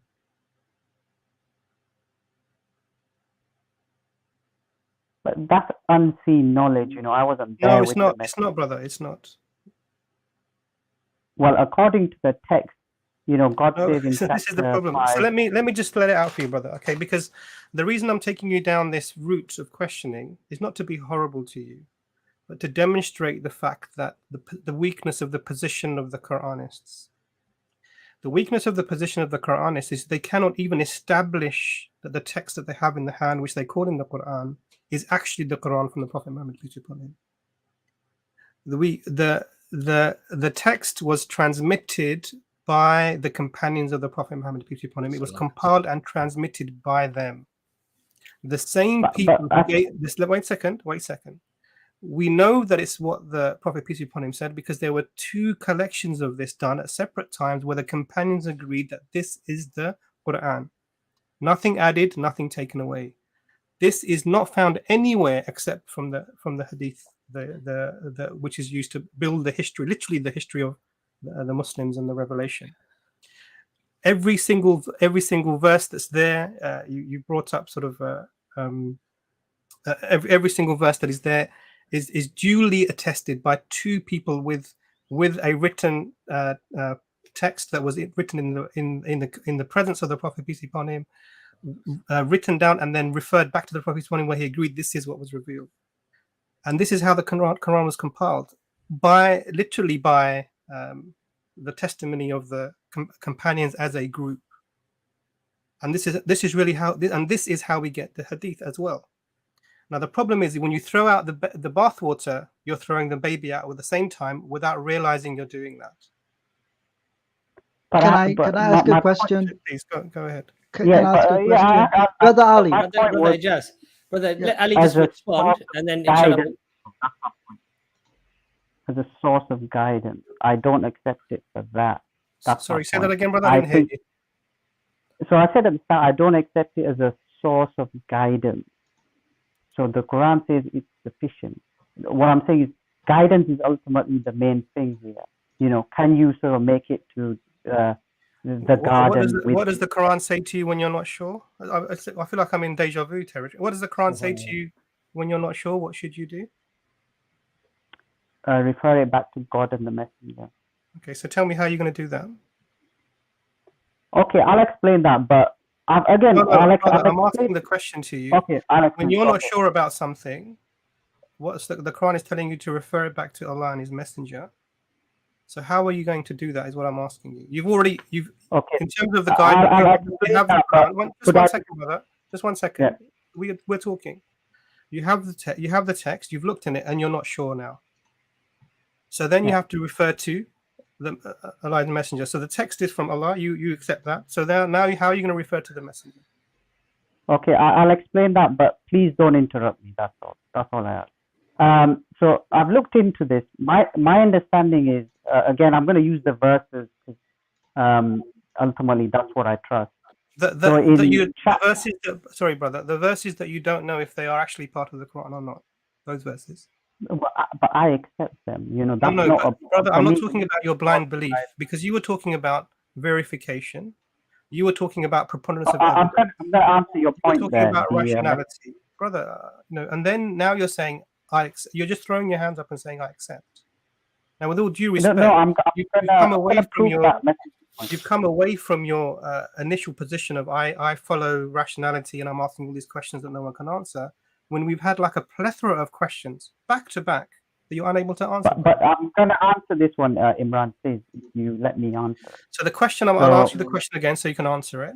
How are you going to refer something back to the Messenger? Okay, so my understanding is when it says obey God and obey the Messenger, that is obeying the message. This is because God says in chapter 23, verse 80, he says that messengers can be people, i.e. humans and angels. So in that sense, Jibreel was a messenger to Muhammad. Jibreel came with the Quran. He came with the Quran from God. So Muhammad was obeying Allah and obeying the messenger himself. The messenger for him was Jibreel, who came from Allah with the Quran. So Muhammad now is dead. Chapter 3, verse 143, it says, when Muhammad dies, will you turn back on your heels? So Muhammad is dead now. So he followed the messenger with Jibreel from him. Brother Ali. So now the Quran has been delivered to mankind. So I'm following the message. Brother Ali. I think that answers it sufficiently. It doesn't. You haven't answered the question at all. You've avoided the question. I've answered. Because that was not my question. I've answered that. You referred it to the Quran. No, Brother Ali, I didn't ask you about obeying the messenger. When did I say? You said, how do you refer it to the messenger? No. Hear me out, brother. I did not say your answer that you've given, that you've sort of tried to mix different things together, is about obedience. I'm not talking about obedience. We haven't been talking about obedience.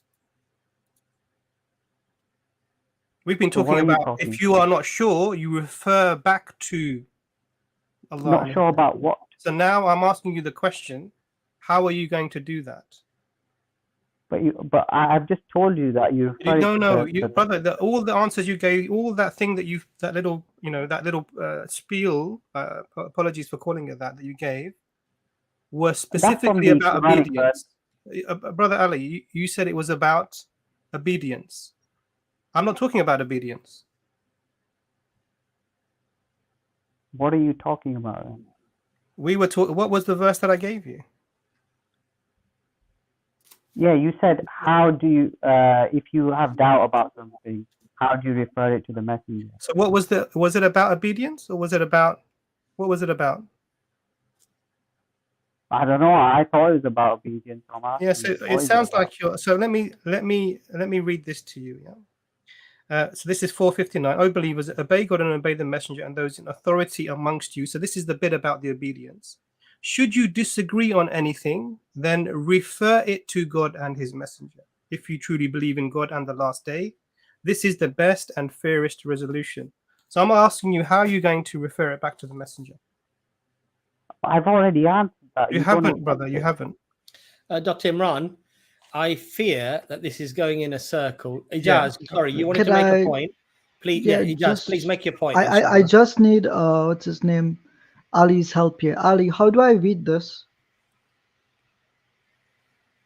Alif Lam Mim. Is that how you recite it when you read it? God tells you to read, so I've read it. I'm not here for a tajweed competition. No, it's not a tajweed competition, brother. I'm asking you, how do you read this?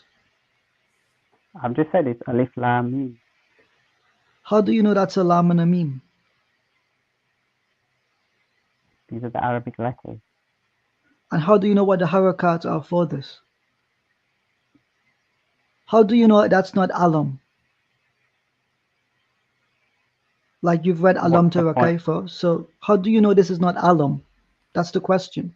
Forget the point, because you're not Sherlock Holmes. You keep trying to figure out what the end of the argument is, and you're not understand the primary question being brought to you. It's not a chess game, brother, and you would probably fail at chess as well, as would I. I'm not good at it. Focus on the question in front of you. How do I read this?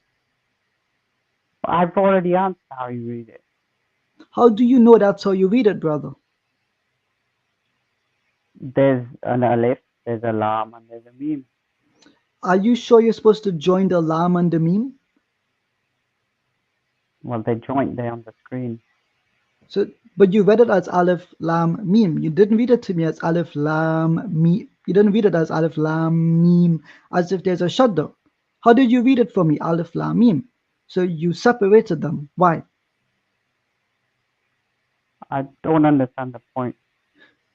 Forget trying to understand the point. Answer the question, because the point you keep missing. Forget the point. It's not a chess game, like I told you, brother. I'll be honest with you. Forget the point. It's not a chess game. Stop trying to presuppose the conclusion before you get to it. You're an intelligent man. Listen to the question in front of you. If I ask you what up is, don't tell me what cow you fed yesterday. Forget the point. Answer the question. One second, Dr. Imran. Listen to understand, brother. That's what we're trying to say. So how do you know how to read this? How do you? No, I'm not asking you to read it. How do you know how to read it? Well, this is, how I was taught to read in the mosque. Who taught you to read it this way? The Imam, when I used to go when I was small. How do you know the Imam is right in what he taught you and he didn't fabricate how to read it?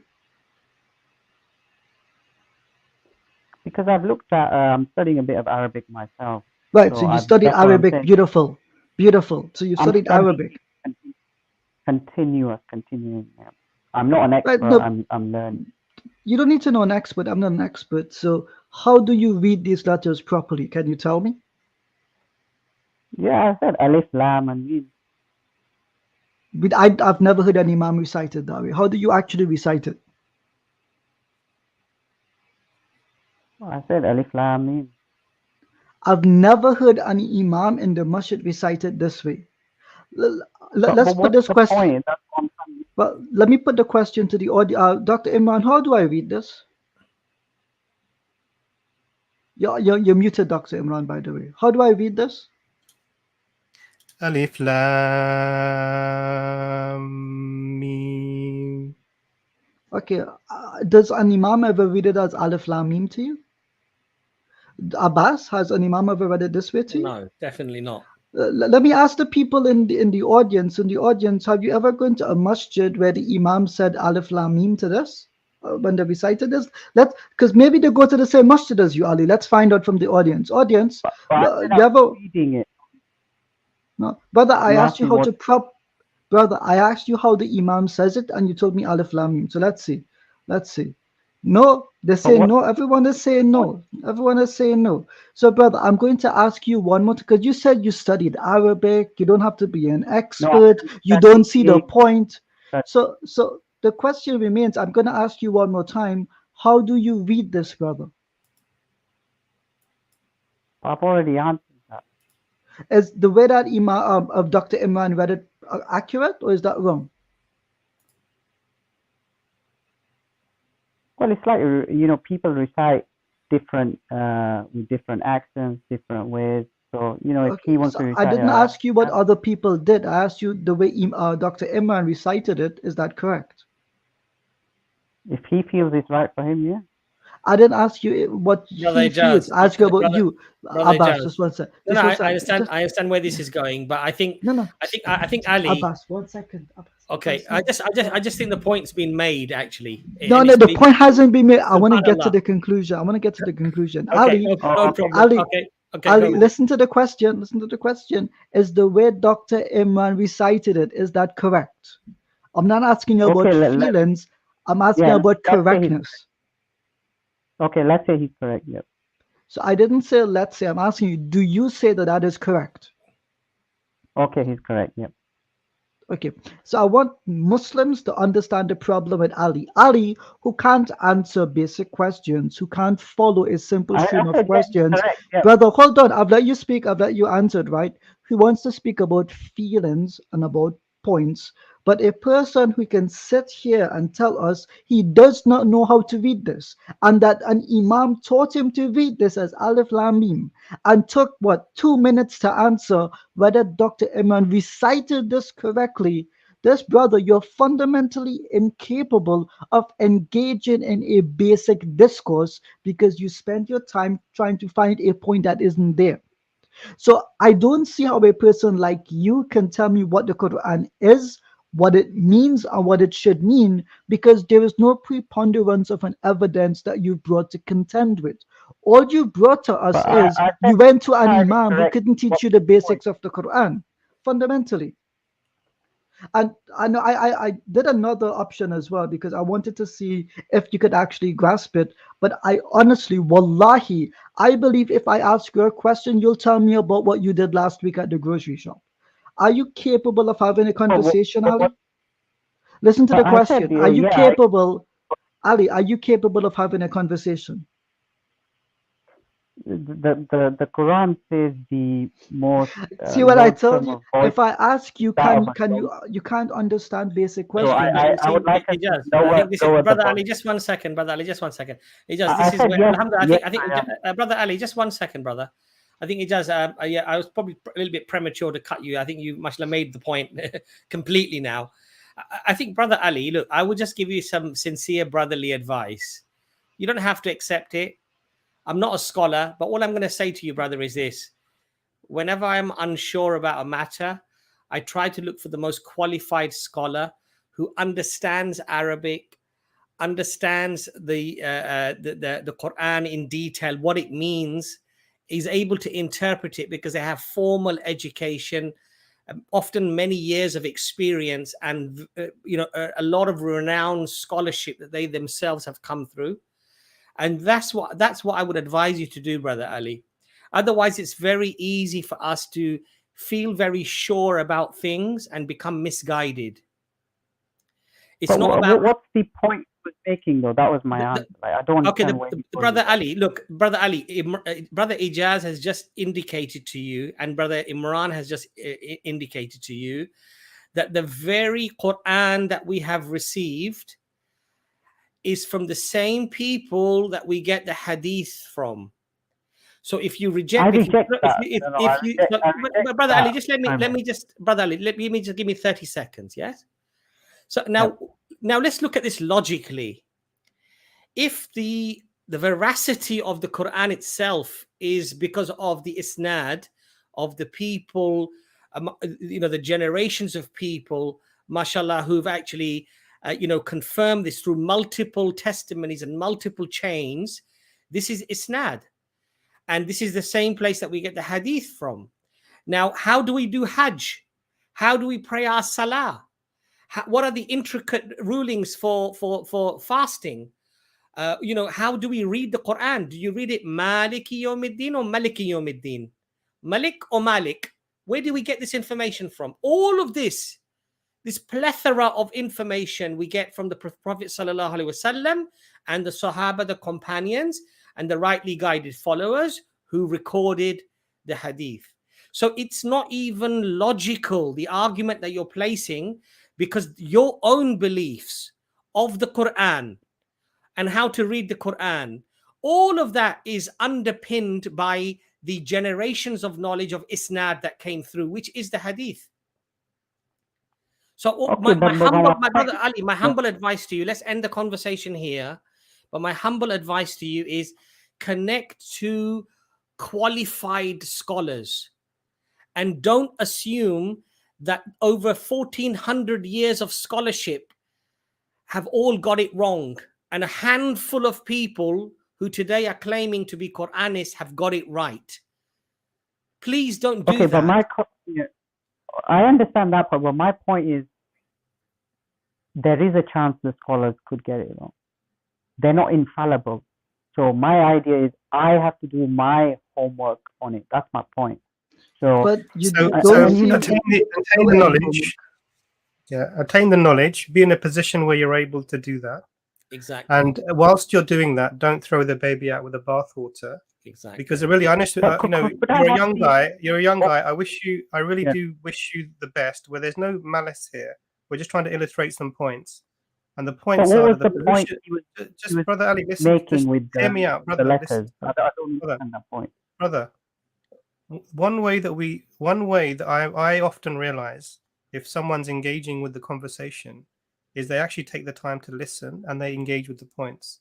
Sometimes what I've found is that you're listening with the view of how I'm going to answer this, rather than listening with the view of let me understand the point that the person's making, rather than so I can then respond to the point. Now the issue here is what I was saying to you is the position of the Quran, and I've met many Quranists. I've spoken to many. We have many people who we know that were Quranists who realized it's not correct. The information that the basic information that the Quranists fail to be able to come forward with is literally how do you get the Quran? How do you get the Quran and what you believe in it? And from that point onwards, everything else is conjecture. If you don't even know the book that you're holding and you're saying that I believe in this, you're not able to verify that this book is from the Creator, everything else doesn't really matter. And I think that that's the position you end up in if you take that position. Now, all we're saying to you here, brother, is something very simple. Don't believe anyone. Do your research. Open-mindedly speak. There's lots and lots of discussions been had about this particular topic, in depth and really ubiquitously everywhere you will find them. If you went to the Thought Adventure podcast, I did a lovely stream on this. We've had streams on Hamza's Den. We've had streams here where we've spoken specifically about this, and it does not hold water, brother, anywhere. So all I would say to you is do the research, find out.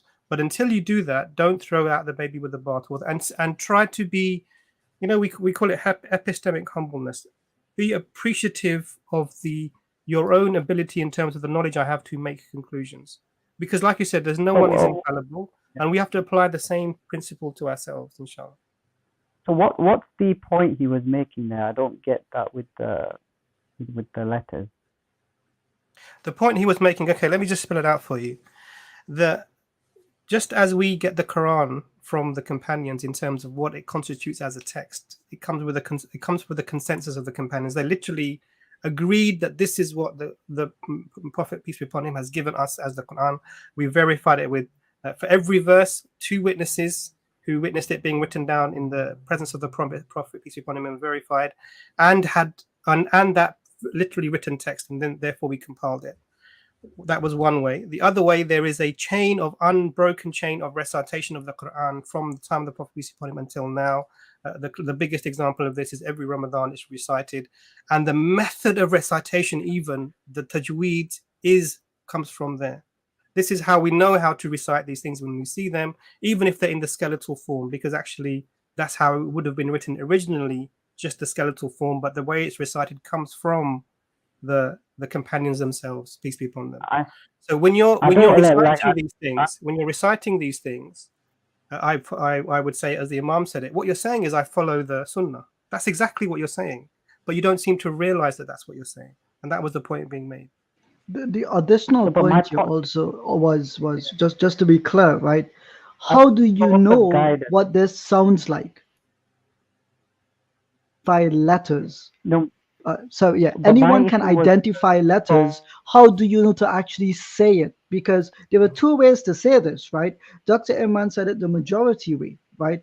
But in both ways, you don't say lam, you say lam, you lengthen it with a madda. Why do you lengthen it, right?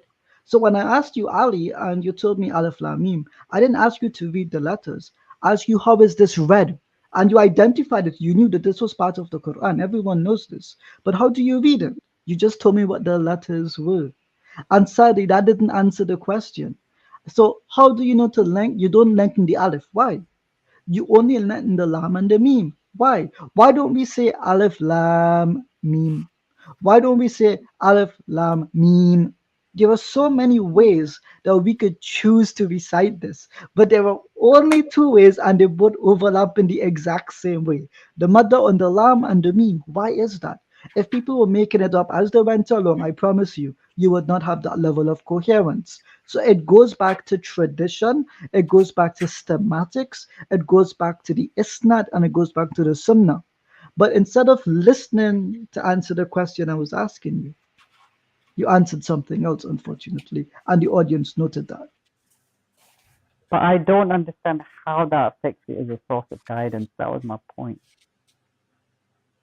If you don't, that's the problem, because you didn't get the point. You still don't understand it. If after three people, let's be honest, but if after three people took the time to repeat their point to you, and your only response is, but I still don't understand the point, then there's a problem with your level of understanding. One point.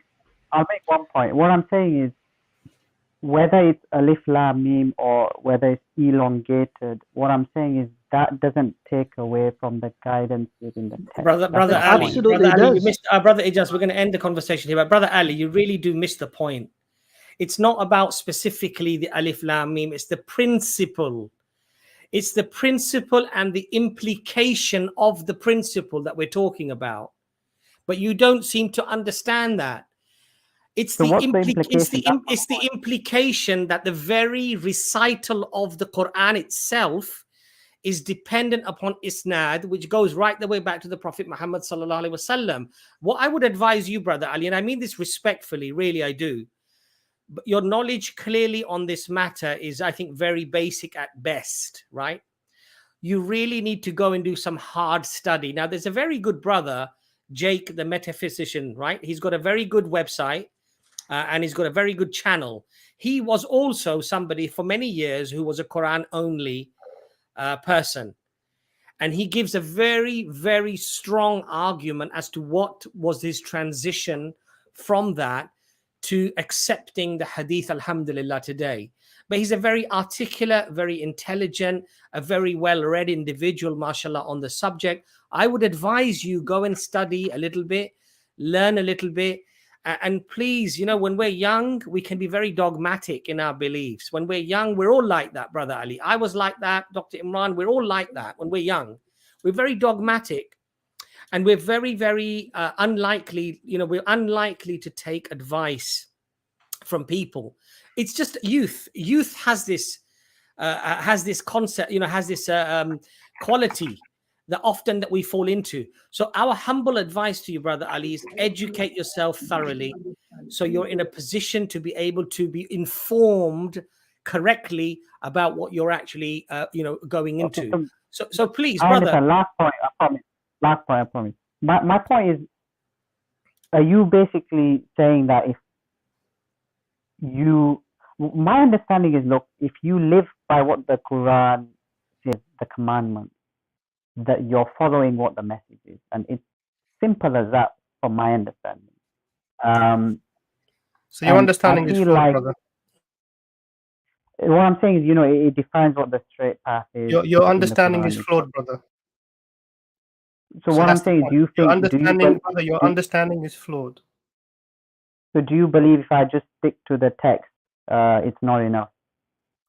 So the Quran says specifically to you, "O you who have faith, pay heed unto God and pay heed unto the apostle." And I'm reading this. Let me read the clear Quran translation easier. "O believers, obey Allah and obey the messenger and those in authority among you. Should you disagree on anything, then refer it to Allah and his messengers and those in authority among you." So this is clear. The Quran itself tells you to refer things to the messenger, and because it tells you to do that, if you're not doing that, then you're going to be in misguidance with all of the best. I understand.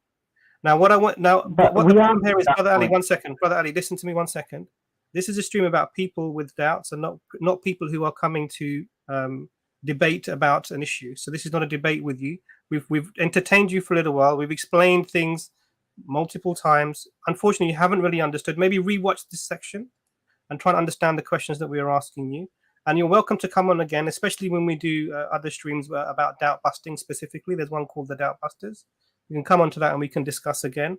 I pasted in the chat, and I'll put it back on the screen so you can see it, a link to a stream that was done on Dawah's channel with a few brothers there who spoke specifically about Quran-only Muslims who were able to come and also discuss and have their thoughts about it.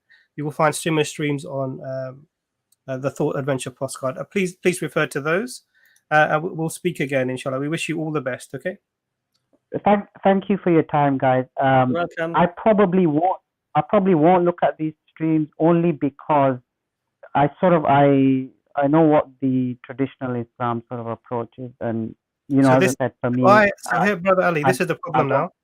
I read Christian works, I read Jewish works, I read atheist works, I read Quranist works. I've read Sam Jones's ridiculous website. I've been through this many. Now, if you're saying, look, I'm going to put my hands over my ears and put my hands over my eyes, and I'm going to believe blindly, no problem. I have to follow my. What we have done is we have given you the information, and we wish you all the best. If you don't want to do it, then don't claim that you're coming with preponderance of evidence if you're rejecting the very evidence that you need to be looking at, my brother. Okay? So what I'm going to do is I'm going to wish you all the best. May Allah guide you and us all closer to his truth. And I'm going to actually ask you to leave now, brother. Is that okay? Assalamu alaikum. Yeah, we have lots of guests in the background. So I think that sort of dragged on a little bit to over 40 minutes. And I think that was perhaps a little bit too long, really, to be honest, because, I mean, to me, it's baffling, really. The argument itself is baffling because you cannot be a Muslim unless you believe in the words that were given to us by the Prophet Muhammad sallallahu alaihi wasallam. You can't understand the context of the Quran. Many things it talks about treaties and it talks about things. You will never understand the concept of what it's actually talking about unless you have read the seerah and you know the hadith of the Prophet sallallahu alaihi wasallam and the explanation of those verses. So the very understanding of the Quran, how to understand it, subhanallah, comes from the words of the Prophet sallallahu alaihi wasallam and the context of his life. Because remember, many of the verses of the Quran were circumstantial. Something happened at the time of the Prophet sallallahu alaihi wasallam, and Allah sent down verses of the Quran to refer directly to what was actually unfolding. Now think about that. If Allah is giving verses of a matter that is unfolding at the time of the Prophet sallallahu alaihi wasallam, how are you going to get the full context of that if you don't know that story, what was happening? And so you have to go to the hadith. It's common sense. To even understand the Quran properly, you have to go to the hadith. You have to go to the explanation of the Prophet sallallahu alaihi wasallam. You have to go to the life of the Prophet sallallahu alaihi wasallam. Subhanallah. Just to sort of summarize, so there's no confusion here. We have in other religions, like Christianity, for example, there is a mishmash of words that are attributed to God and words that are attributed to people, and they're put together in the same place. In Islam, we have a separation of the words directly from Allah, which is the Quran, and you can even hear the difference when it's recited. And then we have the Prophet's clarification of the meaning of the Quran. So the companions would say, this verse has come. How do we apply this? How do we use this? So what does this mean, O Messenger of Allah? And the Prophet, peace be upon him, would explain that to them. And when that explanation was given, this was also recorded and this was passed on. So this is how we really get the hadith. The Prophet, peace be upon him, applying the Quran in reality and living the Quran. So we have two sources of information, revelation that we use, and then that's where we get the Quran and the hadith. Now, if you reject one of them, it's tantamount to rejecting the other, and the brother didn't understand. Subhanallah. So, alhamdulillah. But I think, even though it was not the format that we wanted here, I think it was very useful because it illustrated a lot of things and a lot of basic things. Hopefully, people will find that they will benefit from that, inshallah. No, inshallah. So there's a question here that the brothers put up. My question is the entire words of the Quran from Allah? Yes, 100%. Okay, so that's very clear. And then the statements of the Prophet, peace be upon him, they're found in the hadith. So there's a clean separation. There is no ambiguity about this. So inshallah, we're going to try to get through the backstage. We're not going to have time to get through. Yeah, we're already past our time. So we are past our time. I think what we'll do is get Brother Adil on, because he was waiting a long time and he's been losing connection quite a lot. So we're going to get Brother Adil on, and then that might probably be the last person on tonight. My apologies to everyone. I was trying to rush things along perhaps a little bit prematurely because we'd given that brother over 40 minutes and I didn't really want to go on quite such a long time with that conversation, because the Quranist conversation has been had many, many times. There are numerous streams explaining and numerous texts explaining it in a really thorough way. It's just, for me, really frustrating that a person is not even prepared to look at evidence that counters their narrative. But that was the point of the whole conversation. Yeah, on the basis that I know, I already know, so I don't need to even bother to invest. I mean, subhanallah, what really? What can you say about that? Okay, Brother Adil, welcome to the stream. Assalamu alaikum wa rahmatullahi wa barakatuh. Walaikum assalam wa rahmatullahi wa barakatuh. Just to clarify earlier, I was not saying that you kicked me off. I was basically pointing that the StreamYard was I guess something was wrong from my internet side. I wanted to congratulate Alexander. May Allah bless him and keep him happy and bless him to be on the straight path. Much love to the brother. And I had a question for Ijaz, if he's there. Inshallah. It was about the Holy Ghost. I was talking to a Christian and at one of the markets, and he was talking about Paul and the Ghost, the Holy Ghost, right? And it's just that I couldn't get around how to debunk the Holy Ghost specifically for this person, and he was very, very well versed in the Bible and everything, but it's just I couldn't get around that. I told him about the Bible, about the earliest fragment that they have is the size of a credit card. I think it's a verse of John, and so I told him all that 150 years CE, and then I told him about the actual Sinaiticus Bible. It was around the 4th or 3rd century, and he's still going on about it. But when we got to the I got to another part where it was about talking about the covenant with Abraham, and then he brought up about Paul and the heart and all the other stuff. So it's just that trying to debunk the issue on Paul and the issue on the Holy Spirit. How would we go about that? And Dr. Imran, if you can briefly. Sorry, brother. You said a lot of things there. What was the issue with the Holy Spirit? I didn't understand. Okay, the Holy Spirit and Paul, how to debunk that. So what do you mean by debunk? What is it that we're debunking? Okay, for example, how to give a doubt to that person, because that person is strongly with the concept of the Holy Spirit is gave revelation to Paul, right? When he had the vision and everything.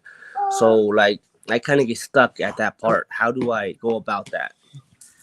Okay, so when people say things, it's important to verify that. So if he says that Paul was given revelation by the Holy Spirit, you need to ask him, how do you know this? Because it doesn't say anywhere. Yeah. As far as I've read, anywhere that the Holy Spirit came to Paul. Okay, but then they take Paul's words as like, as written in stone. This is the first question. This is the thing, brother.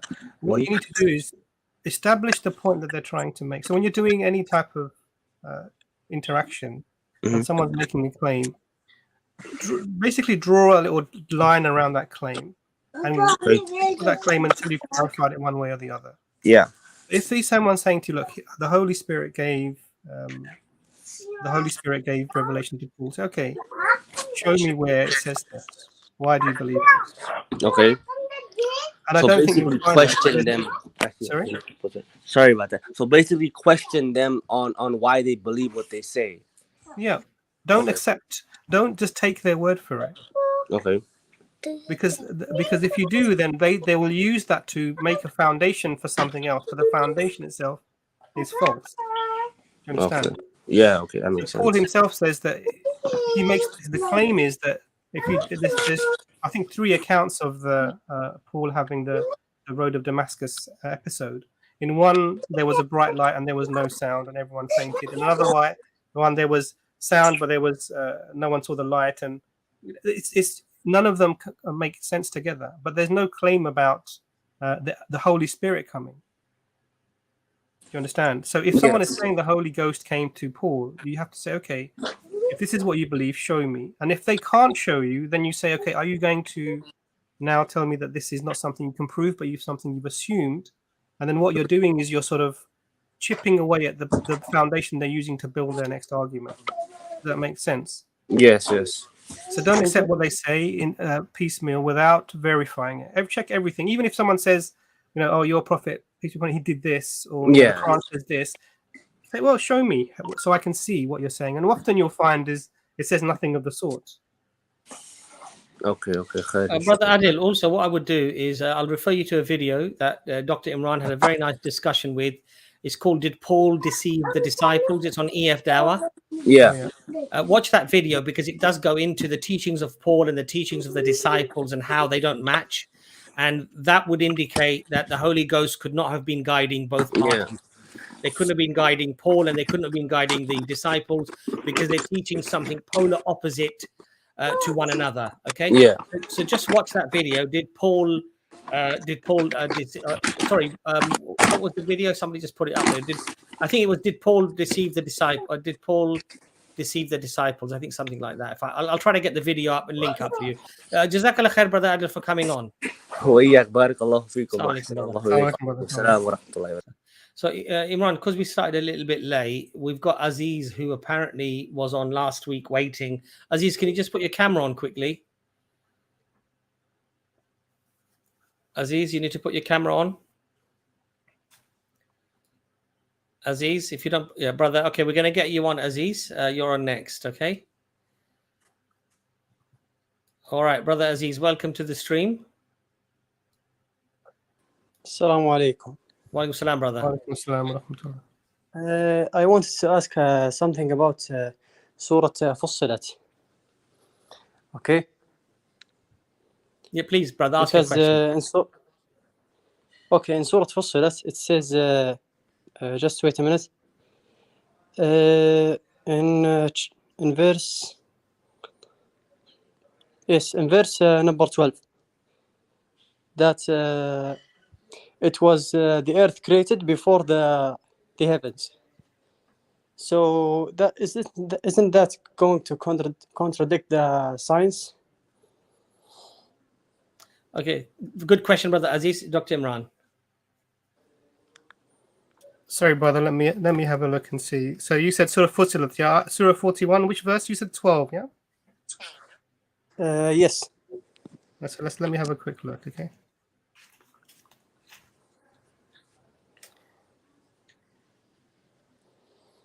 Okay, so can you do me a favor? Do you have the Quran in front of you? Yes, I have Quran. Just Okay. So can you? So first, tell me what you think the contradiction is, so I understand. that's the earth is created before the heavens, and So define I heavens think and earth for me in your contradiction. what? Define heaven and earth for me in your contradiction. The heaven is the heavens, the samawat is created after the earth. Okay. So isn't that going to contradict the science? So can you read? So you said in verse 11 it says that he said. So you're saying the contradiction is that then he turns towards the heaven when it was still smoke, saying it to the and to the earth, submit willingly or unwillingly. So what's the issue here? I just told you that the earth, the ayah is talking about that earth is created before the heavens. It's not saying So that. what's the issue, brother? It's not. I don't understand the issue. What is that? What it actually says there? It says that then he turned to the sky, and it was smoke. Yes. And said to it and to the earth, "Come willingly or unwillingly." They said, "We come willingly." There's no contradiction here. So this is the translation, the clear Quran. One thing we have to realize, brother, is that that some of the translations, the way that you can perhaps word things, it may not necessarily conform exactly to the Arabic. You have to go back to the Arabic grammar. So let me just clarify a bit. So let me just read this to you, brother. So I want you to understand this. Yeah. Yes. So from verse 9, and I'm reading the English for you so we understand. Okay. Ask them, I can understand the Arabic. Yeah, I understand. So I'm reading it in English because I don't understand the Arabic, but this is for the benefit of the audience as well. Ask them, O Prophet, how can you disbelieve in the one who created the earth in 2 days? How can you set up equals to him? That is the Lord of all the worlds. He placed on the earth firm mountains standing high, showered his blessings upon it, and they ordained all its means of sustenance, totaling 4 days exactly, for all who ask. Then he turned towards the heaven when it was still like smoke, saying to it and the earth, submit willingly or unwillingly. They both responded, we submit willingly. So he formed the heaven into 7 heavens in 2 days, and assigning to each its mandate. And then this is the important bit. And we adorned the lowest heaven with lamps for beauty and for protection. So all of the stars you see in the sky are in the first heaven. You understand? Yes. So what is the heaven being referred to here? What is it? فقضاهن سبع سماوات. He made 7 heavens in 2 days. What is the heaven being referred to? What is it? I think the stars. All of the stars are in the first heaven. So the heavens being referred to, what is it? I think the stars, just like what I said. So the stars are in. So the heavens is not the stars because the stars are in the heavens, brother. Yes. So what is the heavens being referred to here? Just help him, Imran. It's the universe, brother. Ah. You understand? So the universe, obviously, the Earth is within the universe, right? Yes. So there's no issue here at all. But even let's say there's no issues here at all because Allah says He goes on and we adorn the lowest heavens with the stars. Yeah. Now the main point here is this is not an issue with, there's no contradiction with science here. But let's take a principle. Say if you found something that was contradicting between what we understand with science and what we understand from the Quran, what would you do? I would think that science is changeable. It will change over time. So I will prioritize the religion over the science because science may change. It's not absolute truth. So I'm gonna give you an example of this. I think it's 41, 43, if I remember rightly. Let me just find that. 41, 43. So when did we realize the universe was expanding? I don't know. Okay, before Einstein or after Einstein? I think I don't really know. I think after Einstein. Okay, so the idea that the universe, initially there was this idea that the universe is a static thing. It's not expanding, it's just there. You look up in the sky and you just see the sky as it is, and it wasn't expanding. And as we found out more information in the 40s, we had the cosmic background radiation, we had other things, the redshift when we were observing the galaxies, and also I can't remember the third thing, but we observed the fact that the universe itself was expanding. Now, there's a verse in the Quran that was wrong in terms of science for over 1,300 years, because the science thought that the universe was not expanding. And that's in chapter 51, verse 47, I think. Let me just see if I can find that. And we have built 47, and we built the universe with great might, and we are certainly expanding it. Now, for 1,300 years plus, this verse was scientifically inaccurate. So what would the people have said? Oh, science doesn't say this, let's throw this out. They didn't do this. They did exactly what you said. We have a good reason to accept that this is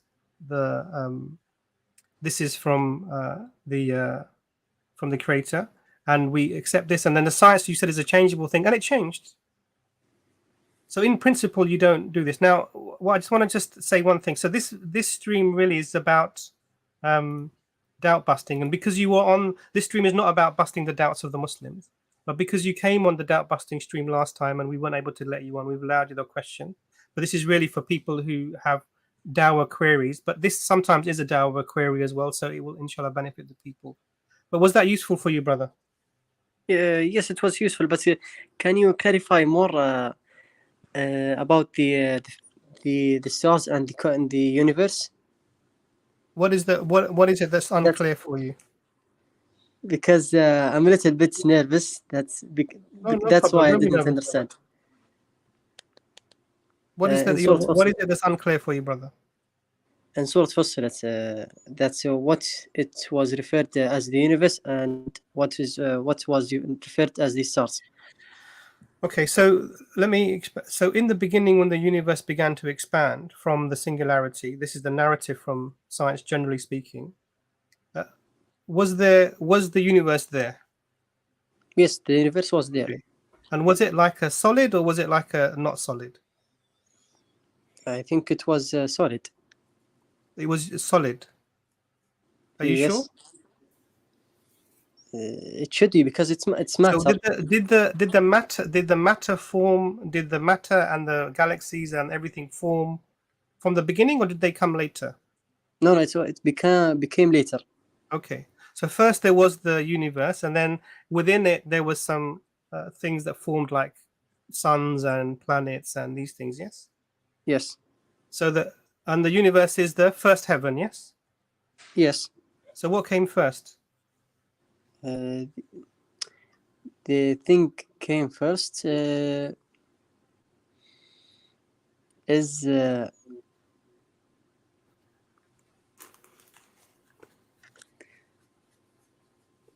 galaxies and the stars. No, brother, you're saying the opposite of just what you agreed to. So first the universe was there, and then the galaxies and the stars formed later. Yes. You understand? So I think it might be better for you, because you are feeling nervous. Maybe email and we can talk, and maybe that would be better for you. But I think there's no contradiction here. Maybe you're not understanding the context of what is being said, because it said God turned to the heavens and the earth, and he then later on he talks about the seven heavens, and the first heaven is where all the stars are. So you're not understanding the term heaven maybe in the correct way here. It's actually referring to the universe.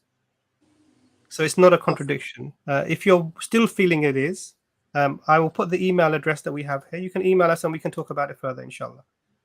Okay, thank you so much. Is that okay? You can see the email address there. So, yes, Ijaz, unless you wanted to add anything at all to help the brother? Okay, sure. Abbas? No, that's it. All I would like to say is that, Alhamdulillah, brother, even when the Quran refers to matters of nature, what we appreciate, and we shouldn't overplay this as well, and we shouldn't interpret the verses to fit to modern science. We shouldn't do that. And there is a weakness in some arguments when people do try to do that, overtly try to do that. But certainly this is not the language of a man in the 7th century who was known for herding goats and being of exceptional character. This is not the language that would be used. So even turning to the heavens when it was smoke, in fact, when we after the moments of the Big Bang, before gravity could clump matter together, actually what you would have had is clouds of matter, clouds of energy and matter coming into existence from the Big Bang, and it would have just looked like chaos and smoke, and it would have looked like, clouds of these things. So actually it's a very vivid description of what the early universe would have actually looked like. And then Allah says that Allah told it to come together willingly or unwillingly, which is amazing, because we learn that matter clumped together under gravity, and that's when the stars were born and the planets were born, and matter in the universe that we find in clumps, meteorites and all sorts of other things. It's because of gravity. So it's not the language of a 7th century Arab, sallallahu alaihi wasallam. And so these are remarkable things that the Quran touches on.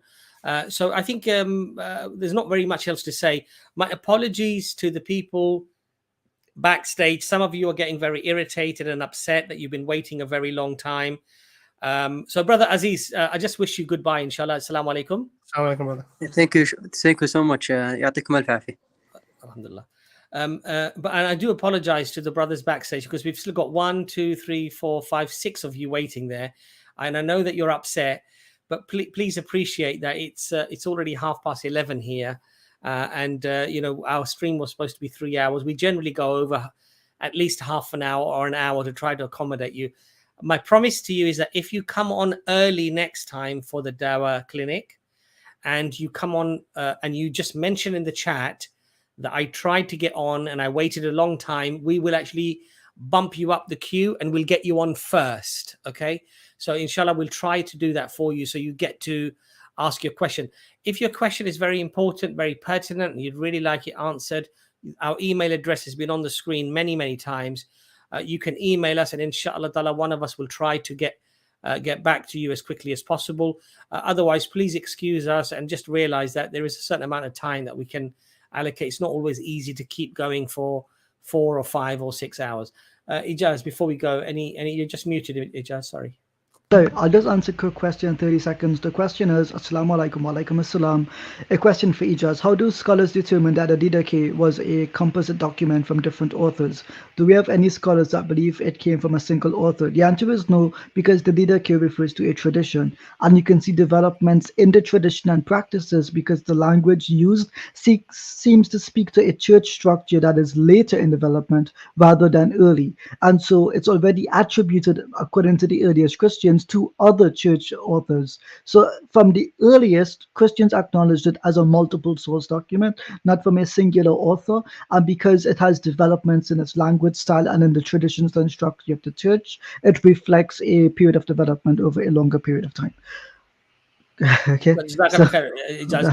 I'm gonna just just gonna say to all the brothers, please do contact us if you really need something answered quickly. Otherwise, please excuse us and join us on the next Dawah Clinic. Dr. Imran, any last words before we go, inshallah? Jazakallah khair for your participation. It really does. This hinges on the audience, and we really appreciate you guys bringing your queries to us. Anything that we've said is incorrect is from ourselves, and everything that's correct and true is from Allah. May Allah forgive us our shortcomings, inshallah. I mean, Brother Ijaz, any last words before we go? Yeah, we absolutely love the audience, and even though we might get, particularly me, a bit testy at times when we want to challenge someone, at the end of the day, it comes from a good place. May Allah keep us on the haq, Ameen, guide us that which is true and correct, Ameen, and may He facilitate good between us and our dawah, Ameen. Ameen. Assalamu alaikum. So just a quick thank you to the brother who accepted Islam on the stream and gave the Shahadah, mashallah. And just remember the brother in your dua, inshallah, in your prayers. And brother, if you're watching, please remember us all in your dua, including everybody on the chat as well. because your slate, alhamdulillah, is now clean. And we're told that a person who's sinless, when they turn to Allah, they supplicate to Allah, they ask Allah, their prayers are answered much faster, much quicker. So pray for us, pray for our families, pray for everybody that mashallah supports the channel and is here in the comments and supports us, mashallah, and participates Allah in this amazing work. Alhamdulillah. Jazakallah khair, brothers and sisters. Assalamu alaikum wa rahmatullahi wa barakatuh. Wa alaikum assalam wa rahmatullahi wa barakatuh.